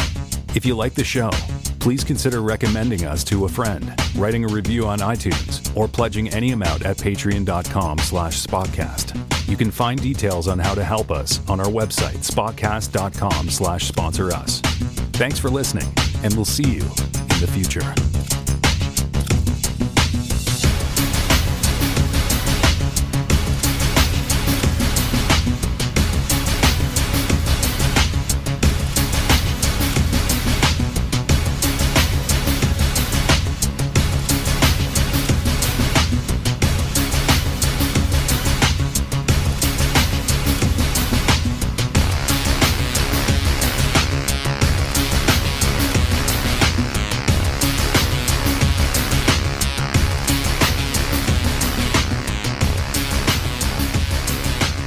Yes, sirree. Anyway, we'll carry on. So an interesting interview. We were talking about Michelle Monaghan on White Lotus, right? She was on Kimmel yesterday, I think, talking about it. And it's interesting where I was thinking about the way, Mark S. and Mark Scout had that decision to make, and, why did one version of him go one way, one to go the other way? And I remember telling you that I saw Alec Baldwin once talk about playing completely evil people, right? And he said that when you're playing a completely evil person, you have to believe that you're good. This is the right thing for you to be doing. Absolutely. And so they asked, or Kimmel asked Michelle Monaghan about her character, and she said, like, do you think, like, if you were one of her girlfriends and she did what she did to her two friends, how would you react? And she sort of said, well, she said, actually, the thing about it is we learn as actors is you have to believe in the character. Yeah. Right. You have to, like, to portray that person, you have to believe that person, you can't be judgmental about your own character, right? Or you'll never be able to play it properly, right? So that's her answer to why, or how she gets away with being that so narcissistic, as, like you put it last week, right? Yeah. So, yeah. But in the same way that Alec Baldwin sort of said that, and in the same way that the decision that Mark S. made was the best decision for Mark S. Yeah. Right? Yeah. Yeah. Because he doesn't know what Mark Scout thinks or how he feels, really. Absolutely. Yeah. Yeah. And it's interesting, we didn't really get into it, but, like, the question you guys raised last week was, or Jaime raised, was how does Dylan's Audi, or how doesn't Dylan's Audi get a vote in in the Innie resigning, because the Innie decides he wants to resign. And it turns out, in fact, that the Audi does, in fact, have a vote, because the resignation, it has to be approved by the Audi. And as we said in the show earlier, the Audi says, no, you should stick around, right? Yeah. He doesn't agree. He says, you can do what you want. I think the way he answered it was actually pretty good. He says, you can do what you want and I'll support you. He says, but I think you should stick around. That's, but so he left it up to Innie Dillon whether he wanted to actually go through the resignation or not. Yeah, and it's an interesting, we didn't talk a little bit about that as much as we should have, and we certainly didn't address the fact that Irving was just like written out of the finale. But it was an interesting exploration of those two versions of that character, and not a bad resolution to that sort of if you are kissing yourself but yourself is unaware, is that infidelity? Like, it was kind of an interesting kind of exploration of all that, right? I think I mean, first off, the beginning of that scene when Milchick drops the note from himself from Dillon to Audi Dillon to Innie Dillon, and then hauls butt out the door to go and participate in the merriment. The merriment, was hilarious. I saw an interview with Tramel Tillman where he basically said we did multiple takes, one where I just turn around and walk away, and we did a bunch of them, and he's like, I did not think in any world they were going to use that take, and it was so funny. But it was a good story arc for Zach and for Dylan's character to have this. I liked how he starts it with basically F you, don't touch my wife, but also I see why she's why she was tempted. I see I get what's going on, but also don't kill yourself over it, basically. Yeah, but it's interesting. Is have you seen the Gary Oldman interviews with Stephen Colbert? Oh yes, I have. Yes, the ones from last week. And there was 4 parts of them or whatever. But he was talking about the scene in The Professional where he flips out on he's go get them with guns. Or I forget the line is, but it's one of those we're gonna need a bigger boat kind of moments. It's everyone. The line is everyone. Get everyone. What do you mean? Everyone. But apparently that was a joke take. Oh, I'm sure it was, because he says he did several takes, and he just decided for fun to do one like that, and that's the one the director ended up using. Oh, I mean, it's amazing. I love him in that movie, and I love that movie, and it's such a scene because you're supposed to be watching him unravel through the course of the movie when he realizes he's getting closer and closer to being caught because they let this little girl live. And then he's just getting more and more unhinged, and he's on drugs, and he's, and his world's coming apart. So when he does that, because he is playing it really kind of quiet and still and cold for the first part of the movie, and you can see him starting to unhinge. It's such a tremendous performance. It would never be the same if he didn't have that take, right? But and also in Fifth Element, his character is just phenomenal. Zurg is amazing. Right? Yeah. I mean, Goldman is one of my all-time favorites. I'm so glad you turned me on to Slow Horses because he's brilliant in it. As a matter of fact, I got my wife watching it, so she just started watching it a couple weeks ago. And she's I said, she watched the first season, and she's like, yeah, series, it was a little weird. I didn't know what to expect. I said, what about Gary Oldman? She's like, oh my God. I'm like, I know. Yeah. He's so good. Yeah, good. I just wait for scenes with him in it, right? So. Well, anytime you get him, and especially when he's in there with Kristen Scott Thomas, it's just oh my God, these two are doing a master class in performance. Yeah. And Cavendish, I love when Cavendish doesn't put up with his nonsense, right? Yes. Or Standish. Standish.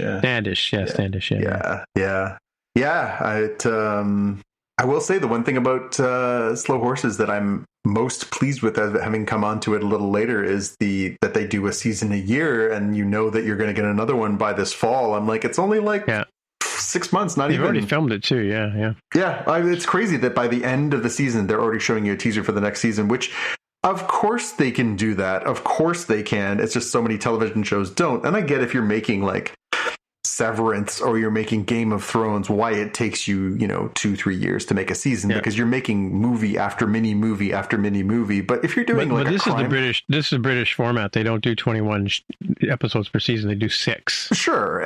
But then so are some of these other series, but they are taking their sweet time. And again, if you're doing something that requires a lot of special effects or just, has a huge scope and scale, but if you're doing what is essentially a police procedural, there's no reason why you can't do that. Network television's done it for years. So have the BBC and lots of other, Channel 4 and lots of other places that have done that.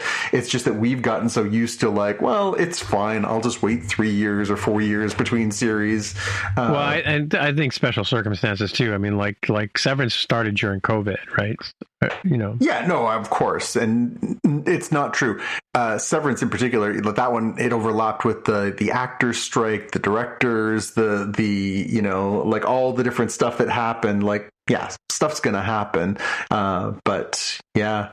We never talked about Irving. Poor Irving got written out of the finale, which just was ever so slightly disappointing. I guess it would have been illogical in retrospect. They had to kind of clear the decks because it really was an episode focused on the Mark, Gemma, Helly. It's honestly, it's a little bit lucky that we got as much of Zach Cherry as Dylan as we did, but and maybe there's no logical way to work Irving in. Or the other characters too. So many, is Mark's sister and all. There's so much, right? But I don't know. I think the show is always better when John Turturro's on it, and it was an amazing moment when he has that, when they go on the Orkbo and they have that sort of. But then he was kind of a bit diminished the rest of the season. I guess the stuff with him and Bert on the outside was okay, but I just feel like we kind of lost a bit of the dynamic. So again, it's just like we talked about, it'll be hard to see how they bring it all back together, right? Mm-hmm. What are these images you sent me, by the way? Oh, I sometimes I'll just save I'll grab the synopsis of the episodes. Oh, okay. Just so that if I can't fish for a name or whatever, I just keep those. Oh, okay, gotcha. So I have those as my backup. If I'm what character was that? I can just reference that. So. Well, it's like you mentioned that the characters in the White Lotus carry on, right?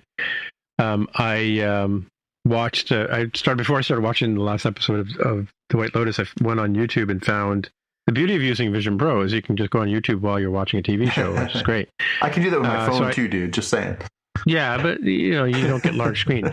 So I went back and watched the recap of season 1 and season 2. So I got the whole, the Greg Gary stuff, the Gary stuff and all that carrying through.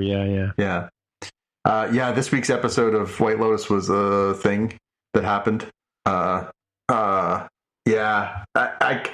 got pretty cringy towards the end of last week's episode, and this week's episode we got very cringy. Okay.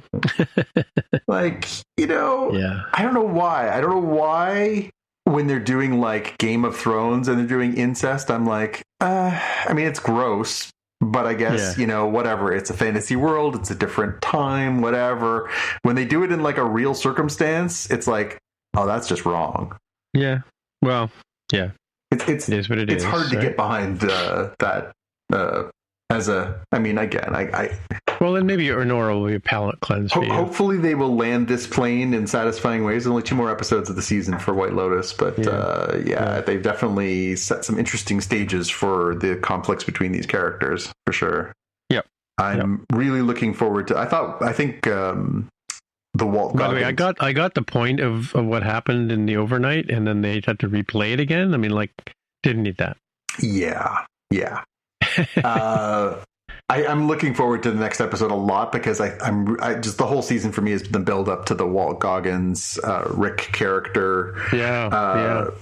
He's Scott Glenn is playing the character that he's meeting with, who again is a freaking legend, right? So just the idea of the two of them, squaring off as actors and this sort of tense scene of he's got the gun, he thinks this guy killed his dad. It's all very, very rich and should make for really good TV. So, yep. Yeah. Right. All right. Well, I think we should go our separate ways and go watch some TV show or go to bed or whatever it is you're doing. Well, it's 1:45 in the morning here, and in theory, I do have to work in the morning. So yeah, maybe that bed thing. All righty. Yeah. Well, always a good time. We'll talk next week. Later. Yep. So Trudy Cadwell was on Jimmy Kimmel last night, right? And, I saw the highlights. I didn't see the whole interview. So he was talking about like the Doctor Who announcement, right? Like they were filming Barbie when he got the news, and he says he wasn't supposed to tell anybody, but he told everybody, right? And then Ryan Gosling comes over and like, yeah, thumbs up, Doctor Who, way to go, right? Yeah. And then the next day, Ryan Gosling had a T-shirt made, a Doctor Who T-shirt with Trudy Cadwell on the front. Nice. Right. And, the thumbs up and whatever. And so Jimmy Kimmel showed this picture and he goes, have you seen this? He goes, yeah, it's my screensaver on my phone. And he says, have you got your phone on you? He pulls his phone out and it sure is his screensaver. Like, Ryan Gosling wearing my T-shirt. Love it. Yeah. I love that guy. I will say one of the breakouts for White Lotus this year has been Amy Lou Wood, who plays, Rick's girlfriend's name, with the teeth, and everybody's talking about her teeth and her just how charming she is, and I love this. And of course, she was one of the stars of Sex Education on Netflix, and so was Jyoti. Oh, really? More and more of these people are breaking out from that show. There's actually a movie coming out this year with another one of the stars from that show. So I think it's going to be one of those shows. And my wife and I watched that whole run of that series and loved it. It's so well done.